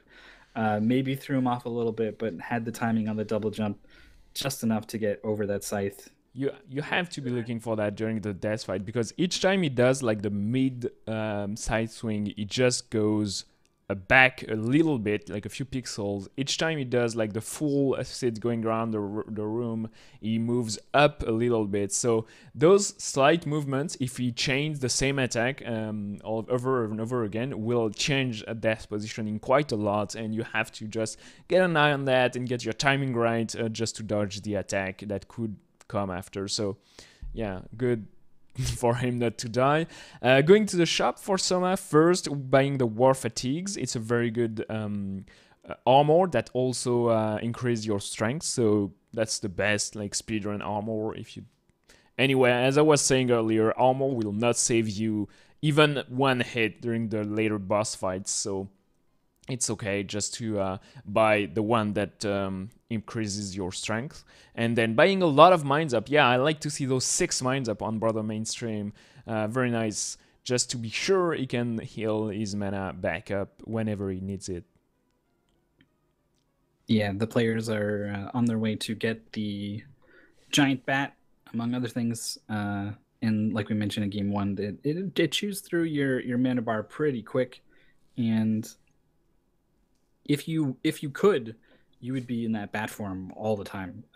Yeah, it's not only just fast, but it makes so many sections easier and safer. Being able to get over some of the enemies with the gigantic hitboxes, especially down in the underground areas and those caverns with low ceilings, it makes a really big difference. So you want to be able to use that bat as much as you can, and the mind ups certainly help on that front. Yeah, and the transformation is instantaneous. There is no like timing like in Symphony of the Night or Castlevania 3, when if you change into morph into a bat, it takes about like, I don't know, 10 years and a half. So it's very strong. It's very nice to use. You can just switch back and forth with your R button by default, and it's super good upgrade. So that's why you want as much mines up as you want. And yeah, Devil Tifa and Soma taking the safety save here actually just to heal back up. Devil Tifa doing the same thing just for about like 80 HP. That's okay. And we'll see how they do in the demon room. Brother Main skipped the save room there. Is at 294 health. And I'm trying to remember if it was him who struggled with this room in race 1. Nah, that's Zoff. Brother May had a flawless room, like he went just super fast. So maybe he's confident, but once again, like just one Medusa head can ruin your day. So you want to, he resets the platform just at the start. Soma doing it no problem. Oh, Brother Main, you can hit while being in flying armor. So just remember that if you have a Medusa head coming your way. Devil Tifa barely making it. Very nice. So all 3 players, no problem whatsoever. Zoff, who struggled with it, is has yet to come upon it. Almost there. Here are the Triton enemies. These are good enemies to bat over if you have the mana, but you also have the health at this point. So a lot of players are going to be doing these backdash damage boosts through these enemies. And we see Soma going for Triton, actually. Did not go for it on the first... okay, nice. Very nice manip. It's very straightforward. The RNG doesn't change while the Triton does the music attack. So it's straightforward. You just have to be careful not to get hit and do one whiff attack. So yeah, very nice. Everybody, Devil Tifa, Brother Main, Soma gets it, and we'll see how better the battle fight goes with it. I would have thought, because I guess I'm just kind of mostly guessing, but the reasons why the RNG advances for certain actions, I assumed, is because it's doing something. It needs to pull a random number to do something random-ish, even if it's not supposed to be random. Like even something like rotating a sprite and deciding which pixel to draw it in could, maybe that's just subpixels, but for whatever reason, certain attacks will advance the RNG and certain ones don't. And with all those sprites on the music attack, I would have thought for sure that would be advancing all kinds of random numbers going on there. But interesting little peek under the hood there. Yeah, it's a very basic way of doing RNG, actually. It's very interesting because it doesn't change anything when you're playing casually. But when you are actually speedrunning the game, it makes all the difference. So yeah, I really like that. Maybe if you are a game developer and if you're considering like hiding speedrun tips and tricks into your game, like doing another way of just doing like a simple random based on the computer clock or whatever it's standard nowadays. It is interesting. And Balor is starting with the Triton for Soma and Brother Main. The fight should be very fast now, especially for Soma, who had already a very good fight earlier on game 1 without the Triton. So yeah, making as many hits as he can. And yeah, so with this fight, the players, to get the height that they're getting, it's like a quick double, like they're actually double jumping in a lot of cases. Or is it just you need to attack very early on the way up so that you need the sword is there? You need to attack very early so you have the cooldown, because to attack again on the way down. So the sword has just a cooldown. You have like about, I don't know, maybe 40 frames before you can re-attack. So if you attack and jump at the exact same frame, you will not jump, you will just slash. So if you attack 1 frame after jumping, your sword will be out for the entire duration of the jump, so you will hit the eye and on the way back, re-triggering the attack will work because the cooldown passed, and you will do like a double attack per jump. Obviously, you can double jump if you want, but that would be slower because you cannot re-attack up until you actually touch the ground. But sometimes to dodge the fire, the player will do double jump mid-air, and sometimes you can even do a triple attack with the double jump. It's quite precise. I don't know how they make it, but sometimes they make it happen. I guess you would need to get both hits before the double jump. So you would need to just barely execute the double jump before, like right as you could basically, in order to, yeah, that could. It's tough just imagining it now. The players all had no problems with Balor and their double jumping. Once the fire speeds up, it doesn't match with your jumping rhythm anymore. So you do need to, if you want to keep up the hits, you need to mix in the double jump to sort of get back in touch with the rhythm of the flames, which sounds like some kind of song lyric. But moving on, we've got, I guess this is Soma in the lead, Brother Main close behind in second, Devil Tifa very close behind in third, followed by Zoph. So Brother Main is about like 2 rooms behind Soma. So this is like an interesting set of rooms. Much easier than the arena that we've just seen. We just one-shot every enemy. We have that manip to do. So one thing that the player could hope is to get the random 1% chance curly soul drop that would save like the sleeping and the coming back to the game cycle. That would not save much time because you do the sleep anyway to backtrack in that gigantic room Soma is on right now. So it's, just little time save you can hope for, but it's just very random at that point because once again the RNG can be manipulated thanks to the sleeping because it reset the RNG and doing the exact same actions.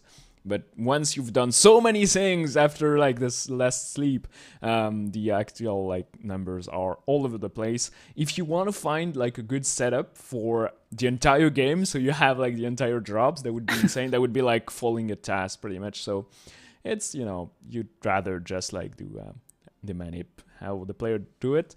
Undyne for Devil Tifa, the sleep for Brother Main for the curly drop, and Soma is already on his way back to the top floor, breaking a little chandelier here to get some more hearts. You want as much mana as you can for all those rooms to be able to use the bat as much as possible. The bat is just slightly slower than the your average backdash is, but it's way faster than walking. Nice Valkyrie soul drop there. That's one way that randomness in this game can hurt you. Not nearly as much as it can hurt in that room in the underground caverns that we saw.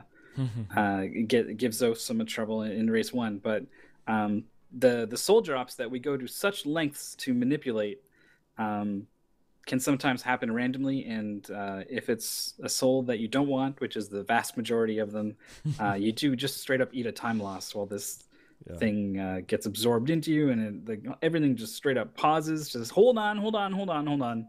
Let me tell you about this thing that just happened. And you're like, shut up, I need to go. You're wasting my time. Usually this is happening like way too much when you have Black Panther. On your way back, like just traveling through enemies, you just destroy a bunch of skeleton and bats, and you will get about like, I don't know, maybe 2 or 3 soul per run, and if you are fast enough and you go past the screen, the soul will not catch you back and you will not grab it.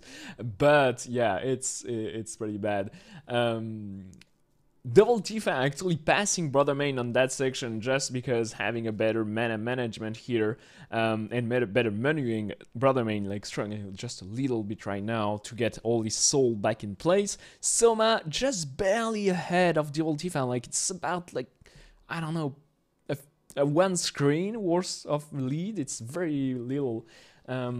But yeah, we have to hope for the players to have all the souls manip they need, because right now we are coming to towards Flame Demon, and then we have Succubus. Succubus did give Soma some trouble, so let's just hope like everything goes fine. This is not the hardest section of the game, like the hardest split, but it is the part where a lot of players will lose their run, I feel. Yeah, it's one of those things where it's in practice, it's really not that big a problem, but keeping your nerve this late into the run, especially if you're on good pace or it's a race, keeping cool enough to get the proper timing on the succubus is pretty tricky, especially because with the succubus manipulation in particular, there's some moments of, I mean, it's mostly just the moment of hesitation, basically. Like, you know, you find the spacing, but then you need to have um, the patience and the discipline to wait as long as you need to. Don't jump the gun, don't pull the trigger too early before you start landing those hits on her. So if you're edgy on the edge of your seat, yeah, on a really good run, or you're in a race, it's really easy um, to fall into that trap. Very, very close race once again between Brother Main, Devil Tifa, and Soma. Zoff going to high five those guys on the way in. 1, 2, 3. So yeah, get your emotes ready for that. Yeah, here we go. Just passing Brother Main. This race, once again, is just for fun, just for community building. The UD competitive aspect will start in July. Right now, we are just announcing one game at a time. If you like what you see, if you want to learn the next game that we will reveal like in about 20 minutes, right at the end of that race, just be sure to join us, join the Discord, and like if you want to run alongside with us or just watch, like don't hesitate to follow the runners. All those runners are streaming their training. Soma is a veteran runner of Area of Sorrow, but he did pick up the first game, Shovel Knight, so I hope to see him on the third game also, and just maybe build like a solid competition based on his lead on Area of Sorrow, but that would not be much because all those guys are catching very fast. Devil Tifa just got a very interesting soul, the Lubricant Yellow Soul.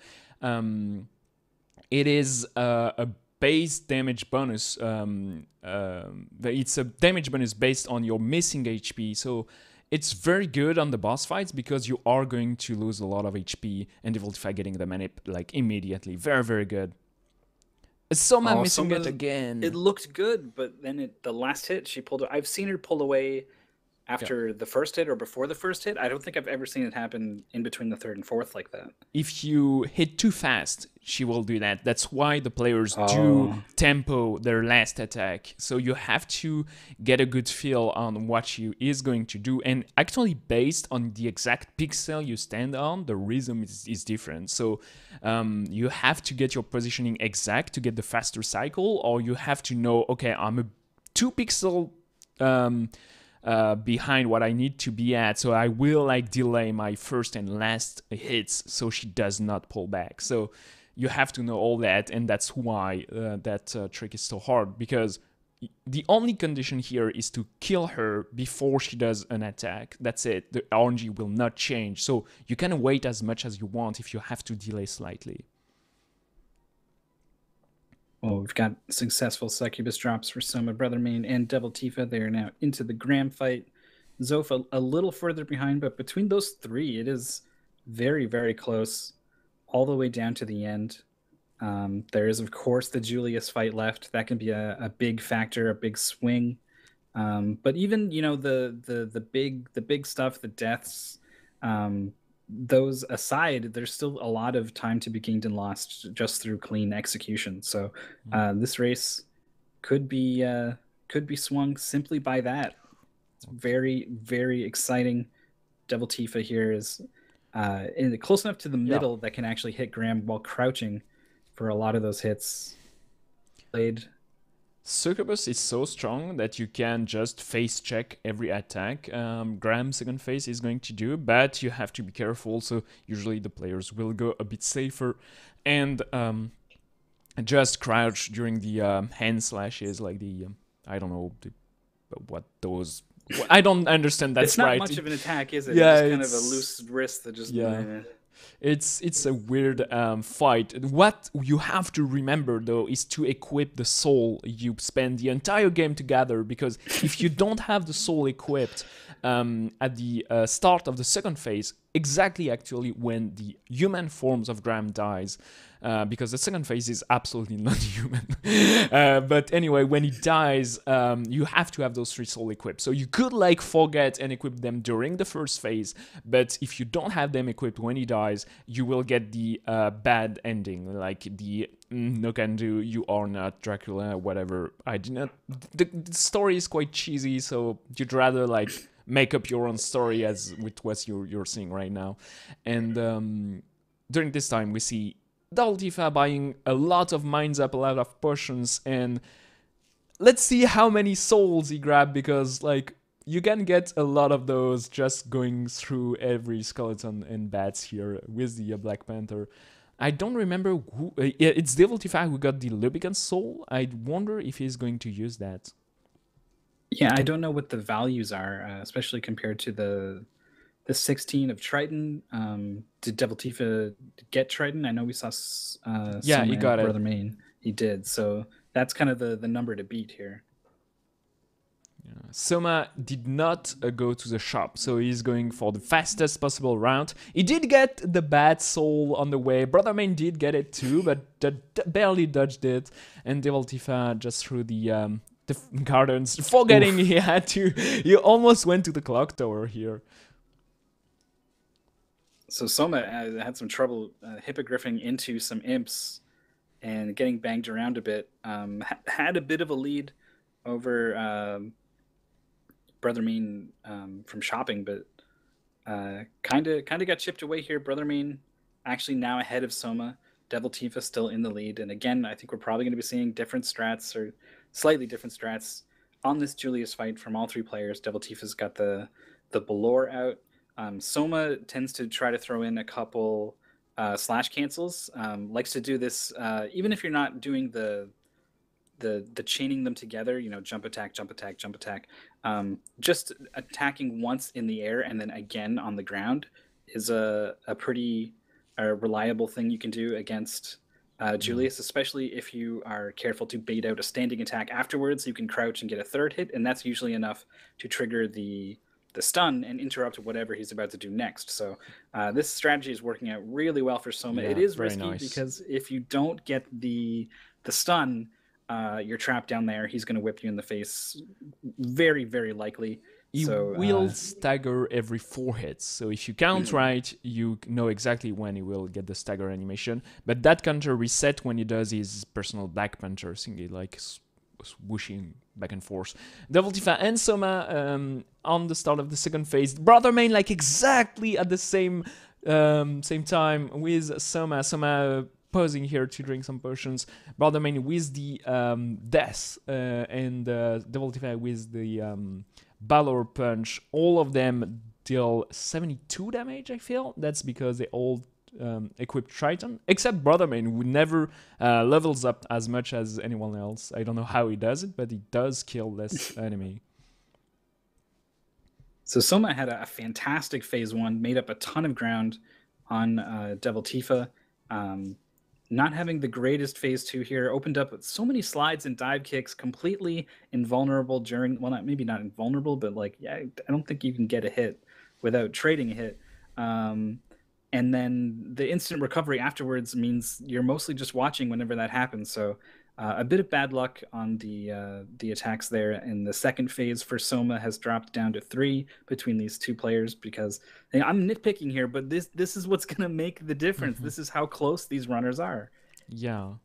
And that room, like that first vertical room in the chaotic realm, can be a nightmare to travel through. So they both like did very good, like Brother Main and Devil Tifa. Soma very well too, like he's already that race is super close. Like this is going coming down to just the chaos fight and how well they are going to be at jump slashing and actually hitting all the orbs and all the eyes at the same time. So yeah, this is a very good race. I wonder if any of them is going to skip the safety save before chaos.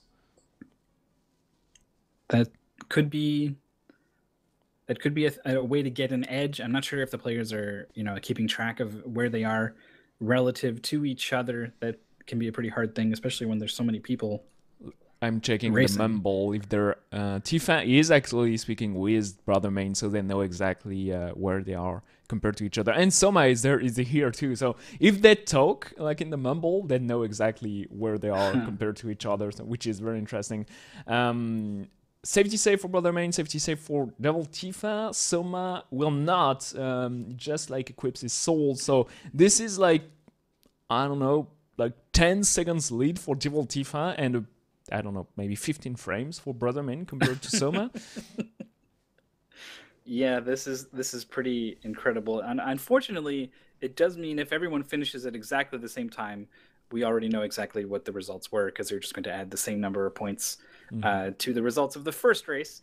So in terms of that, it's not exciting. But in terms of what is happening on the screen right now, in terms of who is going to come out on top in this particular race, and the end of the day today is mostly about fun. So coming out on top of this close race is going to be what lets you have the most fun. And right now, Soma is poised by about half a second over Brother Main, who is half a second over Devil Tifa. Devil Tifa got a pretty bad first phase. Let's see how well they're doing on... Oh, Soma did not equip the Triton. He's equipping the Succubus. That could hurt him because it deals like 10% damage less, which is actually important. Like, it's about like 2 hits per eye, but it's that's about like maybe 4 seconds overall in the fight. That could come down to that. He has a fantastic way of doing the double hits on the eyes though, so he may be able to sing it. Yeah, first place for the eyes kill. Devil Tifa having the fourth eye killed right now, and now it's all down to the damage difference. Devil Tifa doing 8 damage more per swing compared to Soma. That could be like a couple of hits, I don't know. Oh, no way. Look at Soma's attack canceling. It is so fast. Those +5s are stacked up on top of each other. Oh, man. Yeah. Fantastic finish from Soma. I think is going to edge out Devil Tifa by a second or two, maybe. We'll get the official results in. Stream delay variances, of course, will be a factor, but I think that one... I think Soma kept up with the damage difference through sheer execution on the slash cancels. Yeah, that was actually very good. But look at that final cutscene, very, very close to between each other. We get like KTH entering the stream. He was just a bit behind on the first race. Let's see how well he is doing. Yeah, he's ahead of Duff actually, so he might swing by fourth place in that overall tournament. I will get your time. So Soma got 38-18. Brother Main got 38-25, so that's 7-second difference, and Devil Tifa got 38-22. So yeah, good race. Very nicely done. I never would have anticipated runners finishing 7 seconds within each other well under 40 minutes after just a week. That is a fantastic performance. And look at all these other players who are also still incredibly strong for just a week of play. Zof, his PB was a 39-48, so just barely passing that now.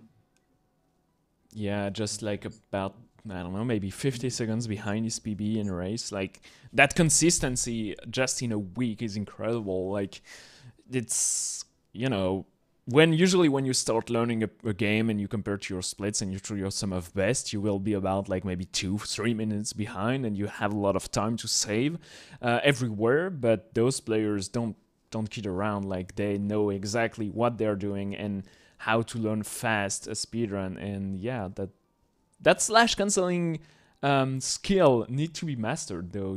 There is like still a lot of training to be done. Chat reporting KTH actually got a PB there, finishing in the bottom right. It has since been swapped out for Mazimov. That's going to be that coveted double-edged sword. I don't know if that's what we're going to just call that now from now on. Whether or not that'll stick and be a thing, but setting your PB during a race does mean that your race PB is going to be the same as your grind PB, and that's always nice. Psychos dropping pretty low on the Julius fight there, taking a moment to heal up, is in the second phase when the dangerous attacks start coming out. Though in some ways they're a little easier to deal with because they're telegraphed a little more than the whip attack, and often have more recovery afterwards. I guess it's mostly the holy water. The cross has a pretty decent recovery. Axe as well, so it is some opportunity to deal some more damage, even if it does mean more trouble to deal with on the dodging end of things. Psychos is done. Mazimov doing more work. Selrek is just about to move into the chaos fight. Don't think we saw a safety save there.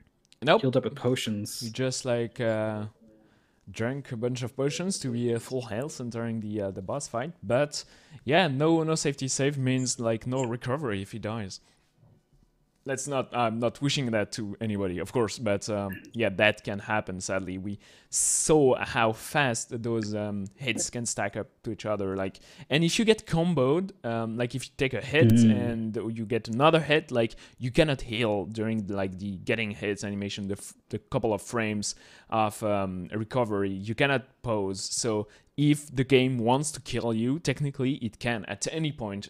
Whatever the potions, whatever the how safe you're playing, especially during death, because during death, if like the game stacks up a couple of sites on your face, sometimes you will die, so you have to be super careful. Even like if you are at full health, even if you have like a bunch of potions, there is like still that possibility.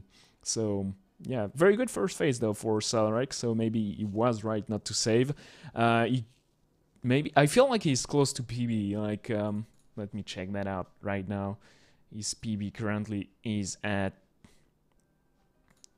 Let me get... Yeah, it is at 42.56. So yeah, it is very close to PB. Not quite, but... oh, careful. Yeah, those combo attack I was talking about. Here we go. Yep. You were already so helpless once you take a hit. You know, you lose total control. You can't attack. You can't do anything.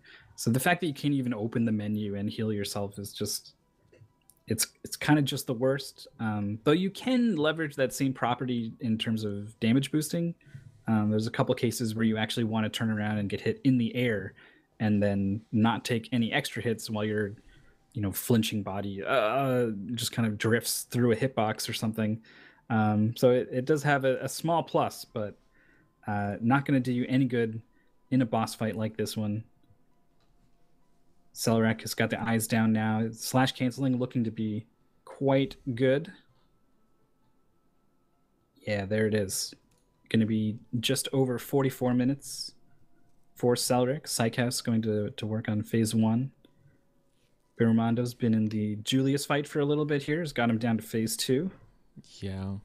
Something I want to point out is that you may like feel like that Devil Tifa and maybe Soma and Brother Main are catching all our attention at the start of that season, because yeah, we already saw Devil Tifa on Shovel Knight, and we probably are going to see him on the third game, see if he likes it and if he grinds it enough. But let's remember that in the long way, like Psychos, Baramondo, Mazimov here on stream are very good runners. They may just didn't put the time yet, but they have the time to catch back up with those runners at that skill level. And usually the finals in the UD are very close together between like way more players than we have slot for. So yeah, I know those guys. I know Baramondo, he is a fantastic runner of many games. I know Mazimov, he is a very strong runner of but Rockman too. He actually joined the speed gaming tournament and got an interesting race against Andy Sui. So let's let's remember that UD is long. If you want to join, like, it's never too late. Well, maybe in October it will be too late, but for now it's not. And you can, like, it's a long, learning a speedrun is a long process. We do not try to rush it. We just, like, those early races are just for community building and just for fun, and just to talk about UD on speed gaming, which is always nice. And yeah, I'm excited to see how close the races will go, because just seeing all those players already, like Soma, Brothermain, and Devil Tifa being so close to each other, just bodes very well for the next tournaments. Right. Today is for fun. It's also a nice snapshot of just where people are at right now after this week, and like you said, it does put a bit more of a spotlight on the people who do learn more quickly, but it is for fun. Very much. I mean, the whole thing is for fun to some degree, but there is some real tough as nails competition is going to start to happen once we get going. A couple. I guess it's a couple months down the line. What is it now? We're into week 2, so we've got 8 more weeks, so 2 months before we'll have our first full decathlon tournament, and those are they're kind of hardcore, honestly. So we'll see the how things have changed when we get there. But for now, there's definitely a big focus on the fun of things. I think it's probably for me anyway.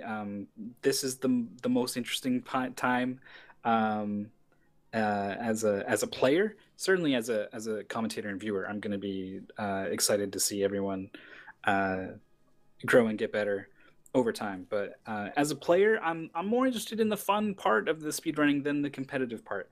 There are certainly some players who thrive on the competition.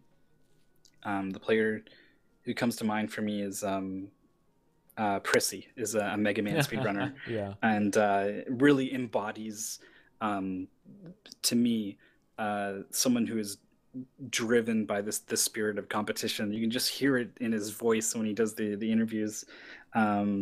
That I love to see. So I think those, if you're that kind of person, 3 months down the line, UD is going to be the thing for you. But if you're the kind of person like me who's really in it for the fun and the people, I think now is the best time to be getting into UD. So don't be shy. Links in the chat. Join the Discord. There's some good stuff happening here.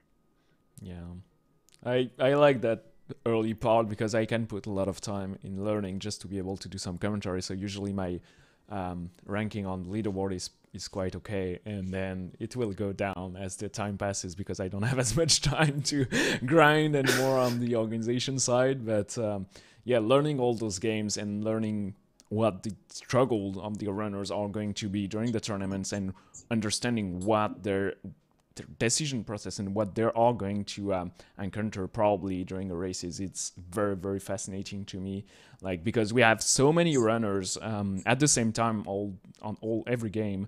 We are 100% sure that any situation possible will happen at some point. So we have like 154 players that submitted a time already on the UD leaderboard, and that number will grow. And like, I know for a fact that on some games, maybe not Eye of Sorrow, maybe not Shovel Knight, but we will eventually on a game find a strat that will just crush the world record by 3 minutes, and that's, lots of stuff happening, and we'll see how tough that is to pull off, how involved some players are going to be in some games. Like, so yeah, final phase of Eye of Sorrow for the mask. Decent run overall. Sub 52 is the goal. Let's remember that. So anyone doing sub 52 is already in good pace for being able to join the July tournament at least. And it's already like a very, very good time for just a week of practice. Yeah, we've got a bunch of names up on stream here that I don't think we saw, got a chance to see in game one. I don't know if people were just going faster in game two, that we're getting further down the list of names, but everyone here has got a shot to get under this 52-minute mark. There's, a bit of wiggle room with stream delay and things, but this could happen. That boss will take a while to die, though. This first phase needs to fade all the way into the background, but certainly on the left side of the screen, the mask and cute shadow, very close to wrapping up this boss fight. Yeah, very nice. There it is, cute shadow. Should be a PB for Cute Shadow. It did not. Cute Shadow is a runner that joined the UD for a long time, but does not have a time on the leaderboard yet. So either he just practiced and never did a full run, or he just did not have the time to submit the PB. But yeah, he's probably going to get that same time in grind and in race, showing that on his player card. And that's, something I'm very interested to see. Now, we did not use to register the race PB of the players, but now that we have that information, I'm very interested to see how consistent the players are. I know some players are going to be very close to their race, to their grind time in races, and some players are going maybe to be 30 seconds off or a minute off, and that will show during the tournaments. So, always something to keep an eye on.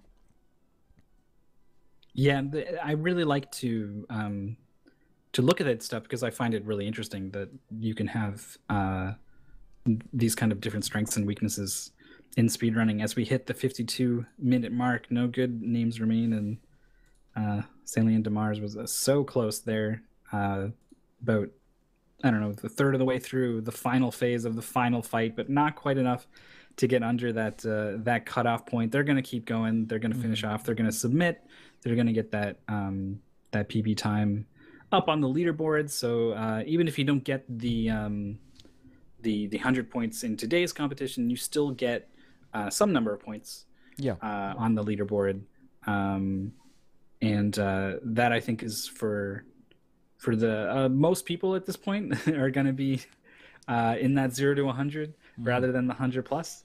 I'm looking forward to seeing how some of those people move up over that 100-point mark and start to get a little better. We've been yapping for a while, and there's a bit more yapping until we get the results in and we take a look at those.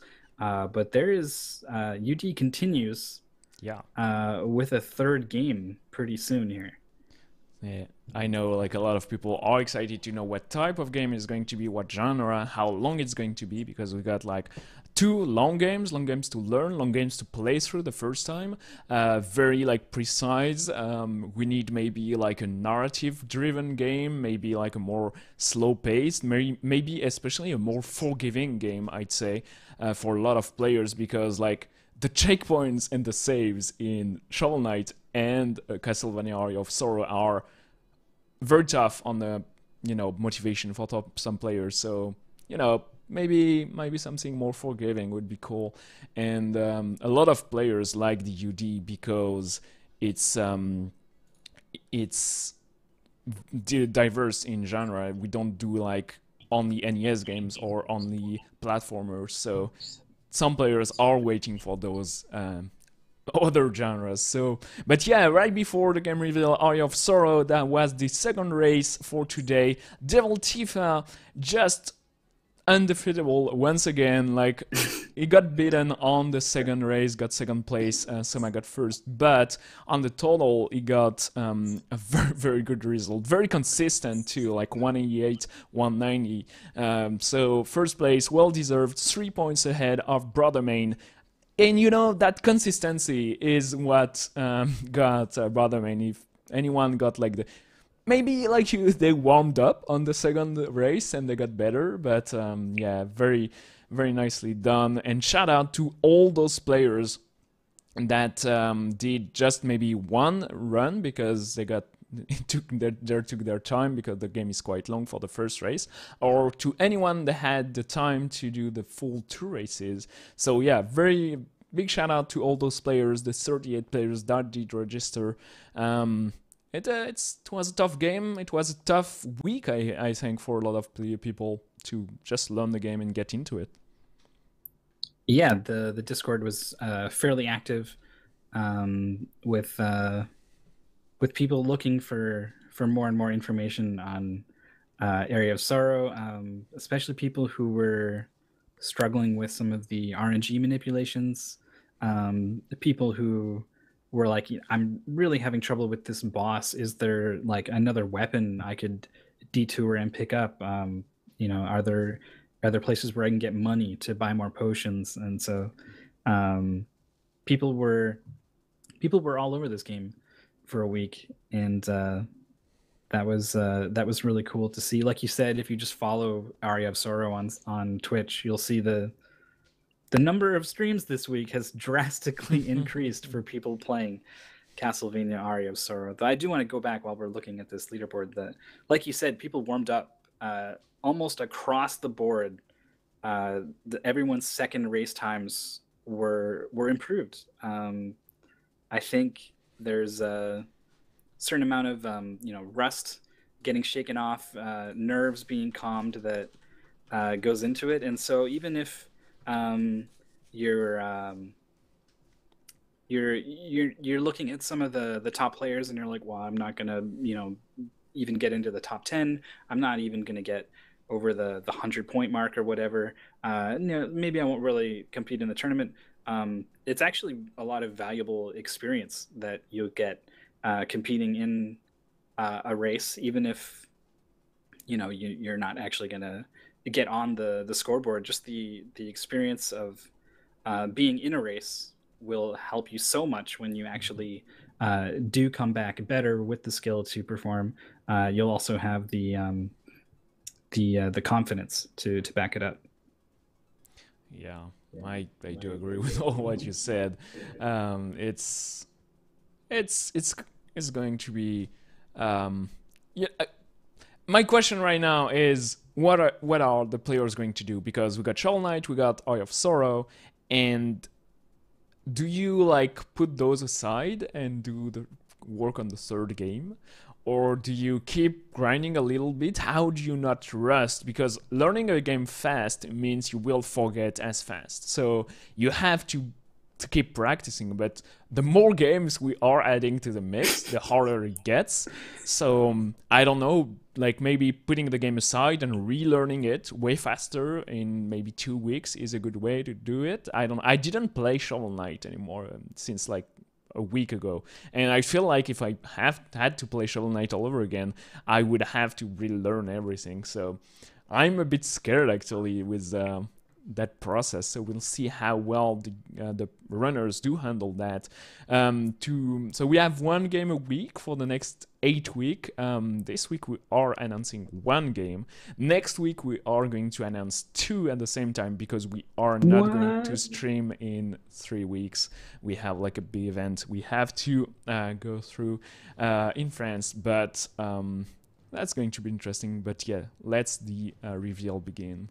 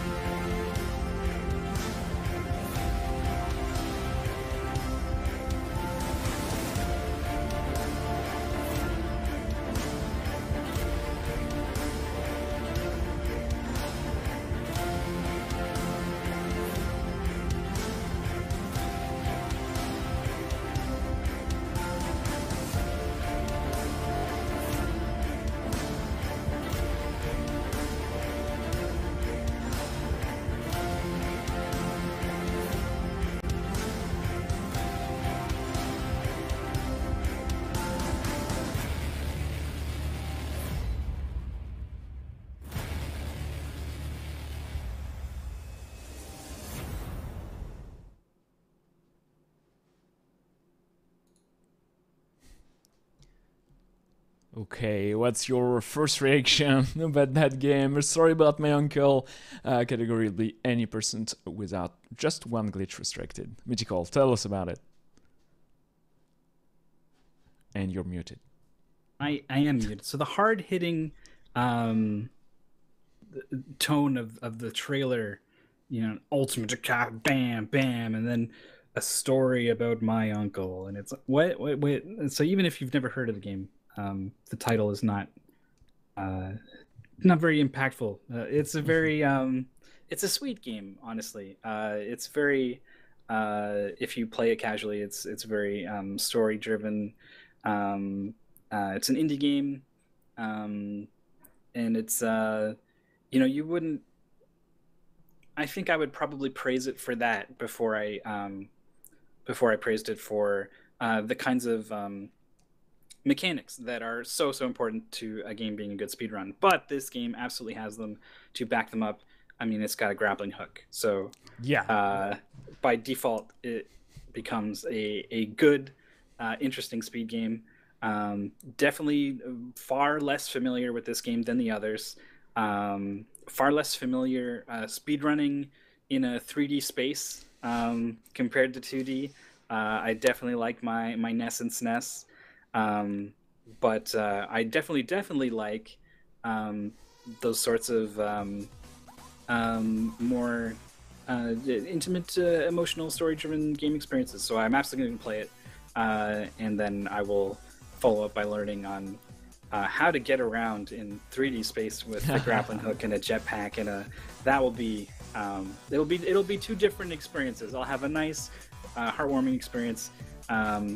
And then I'll be pushed way out of my comfort zone, taking on this new challenge that I'm looking forward to, like more so than trying it myself. I think I'm looking forward to seeing other people do it, and how well they adapt to something like that. So, first-person platformer with the slightest twist. You have like that awesome super jump, super dash, and grappling hook. Oh, so many important grappling hook. I love grappling hook games. I love them in 2D. I'm sure you're going to love it in 3D. We had to throw something else in the mix. The run is shorter. It's about like 25 minutes total. And we start the run at 1 minute and 40 seconds because we do skip like the intro, which is just a cutscene. So it's about 24 minutes worth of platforming and jumping around. Should be easy enough to run on any computer. 3 years ago, I had a bunch of friends with very like crappy laptops playing that game, so should be decent enough.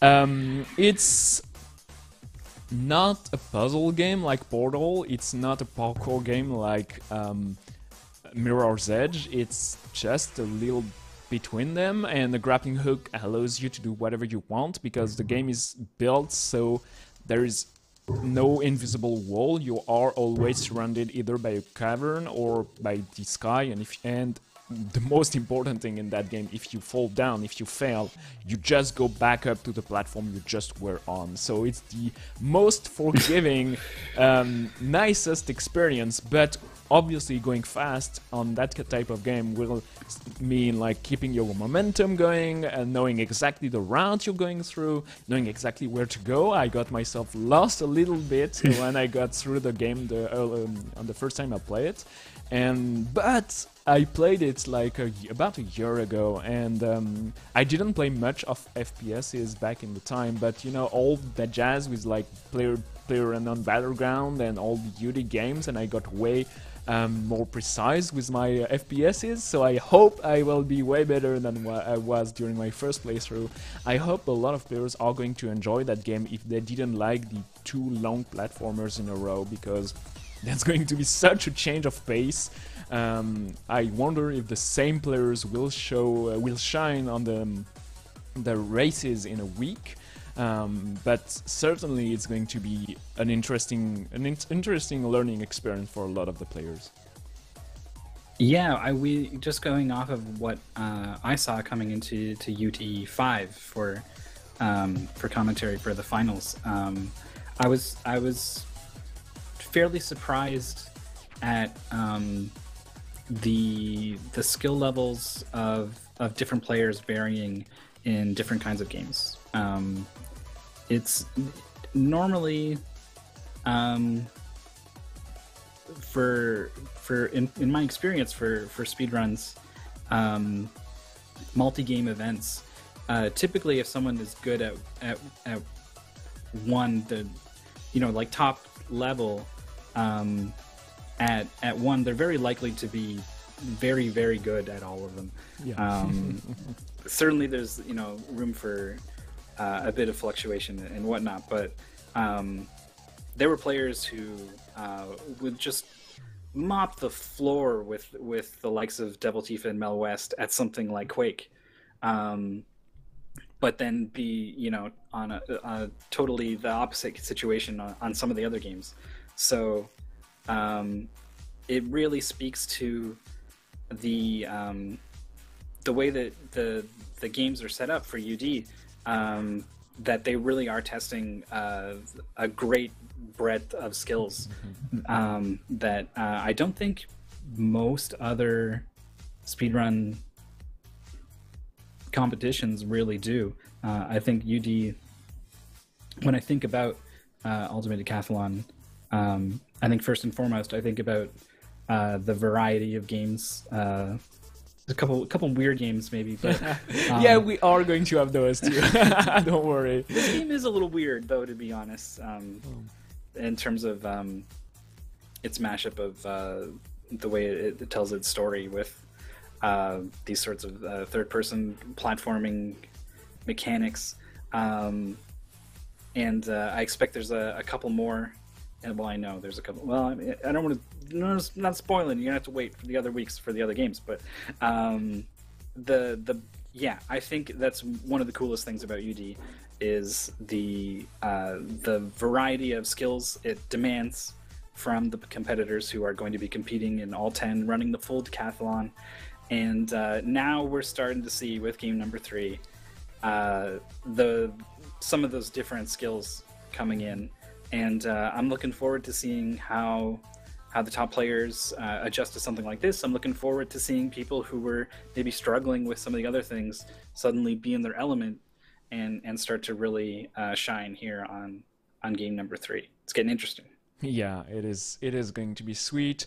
I'm going to play the game myself on stream, like today after the stream, after dinner, and I'm going to see how well I'm going to do in my first few playthroughs. I do hope the game is easy enough to learn, so I don't have to like focus on the world record, and just playing and not falling as much will get me the job done. But I feel like the 40-minute mark, which is like the goal, is going to be insanely difficult for me because I'm terrible at first-person games. I was terrible at Quake, I was terrible at Doom 2, I was terrible at Mirror's Edge, I was terrible at Portal. It's not going to change right now. So yeah, I need to be able to do some commentary. I need to be able to show on my player card that I have like 100 points on every game. So it's going to be an interesting week. Have to. Yeah, I have to. It's mandatory. I will get dismissed. Seriously, I really want to understand like that speedrun, and it's going to be fun. So I hope for anyone that want to join us for that week, because of a story about my uncle, that you are going to enjoy the game a lot. We are going to do tomorrow a blind race of the game. Well, it's not blind because some players tend to learn the game before, but in 24 hours we are going to have on Speed Gaming a first race. I'm going to try to get a veteran runner of the game doing commentary alongside with me, just to talk about the game, about the learning curve, about the tips and tricks you can do, about how to learn the game, what to focus on, what not to focus on, and we'll have the second community race on Thursday evening, afternoon for East Coast at 3 p.m., 9 p.m. for Europe, and usually we see how well the players did learn. So yeah, it's going to be cool. Let's watch just a bit of the clip again, but that's just the first level. That's how you start the game right now. You have very very early the grappling hook. You have already like all the jumping ability, and yeah, you are just moving through very good looking places. It's okay. It's not meant to be hard. Like everywhere you have to go is marked with that symbol, like that little light, and you should not get lost. But going fast in a game like that is, you know, tricky. Yeah, it's especially if you start getting cute and you think like maybe it's shorter if I go and do this, and you find yourself off the sort of intended path a little bit. I can imagine you could very quickly like I don't really see that sigil anywhere that says I'm supposed to go this way or that way, or and of course I find it's just always so much easier to get lost in any first person perspective game, because I'm a child with no object permanence, and if I don't see it in front of me, it doesn't exist. So it hurts a lot when I play Overwatch. But thankfully the game tends to stay the same in single player. So that's something I can work with. I can work around, and I'm looking forward to next week, Saturday, same time as today, 11 a.m. Eastern, 5 p.m. CEST. Yep. And that's when we'll be doing our learning tournament, our 1 week wrap up tournament, just like we did. And you pointed out already that Sunday, Thursday, I won't repeat the times and everything, but you know, this game's happening this week. This is game number 3. Yeah. This is UD, and I'm looking forward to it. So yeah, if you do play the game, stream it. We are going to I'm going to watch all the streams I can for that game. I'm going to follow all the runners that join the UD, and I hope the best of fun and the best of luck learning that game. And know for some it's going to be super easy and a smooth experience. For the others that like, you know, the total information a 2D game gives, it's going to be harder.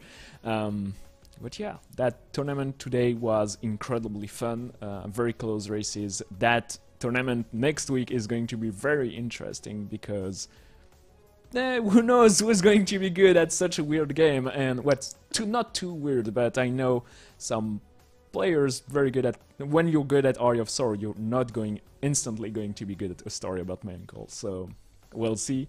Tune in for all the other speed gaming tournaments happening, like all this weekend. You have a lot of Zelda happening, a lot of I saw Shantae, I saw Rockman, I saw like everything. You have everything on the speed gaming schedule, and be sure to have a good weekend and to follow us on Sunday. See ya.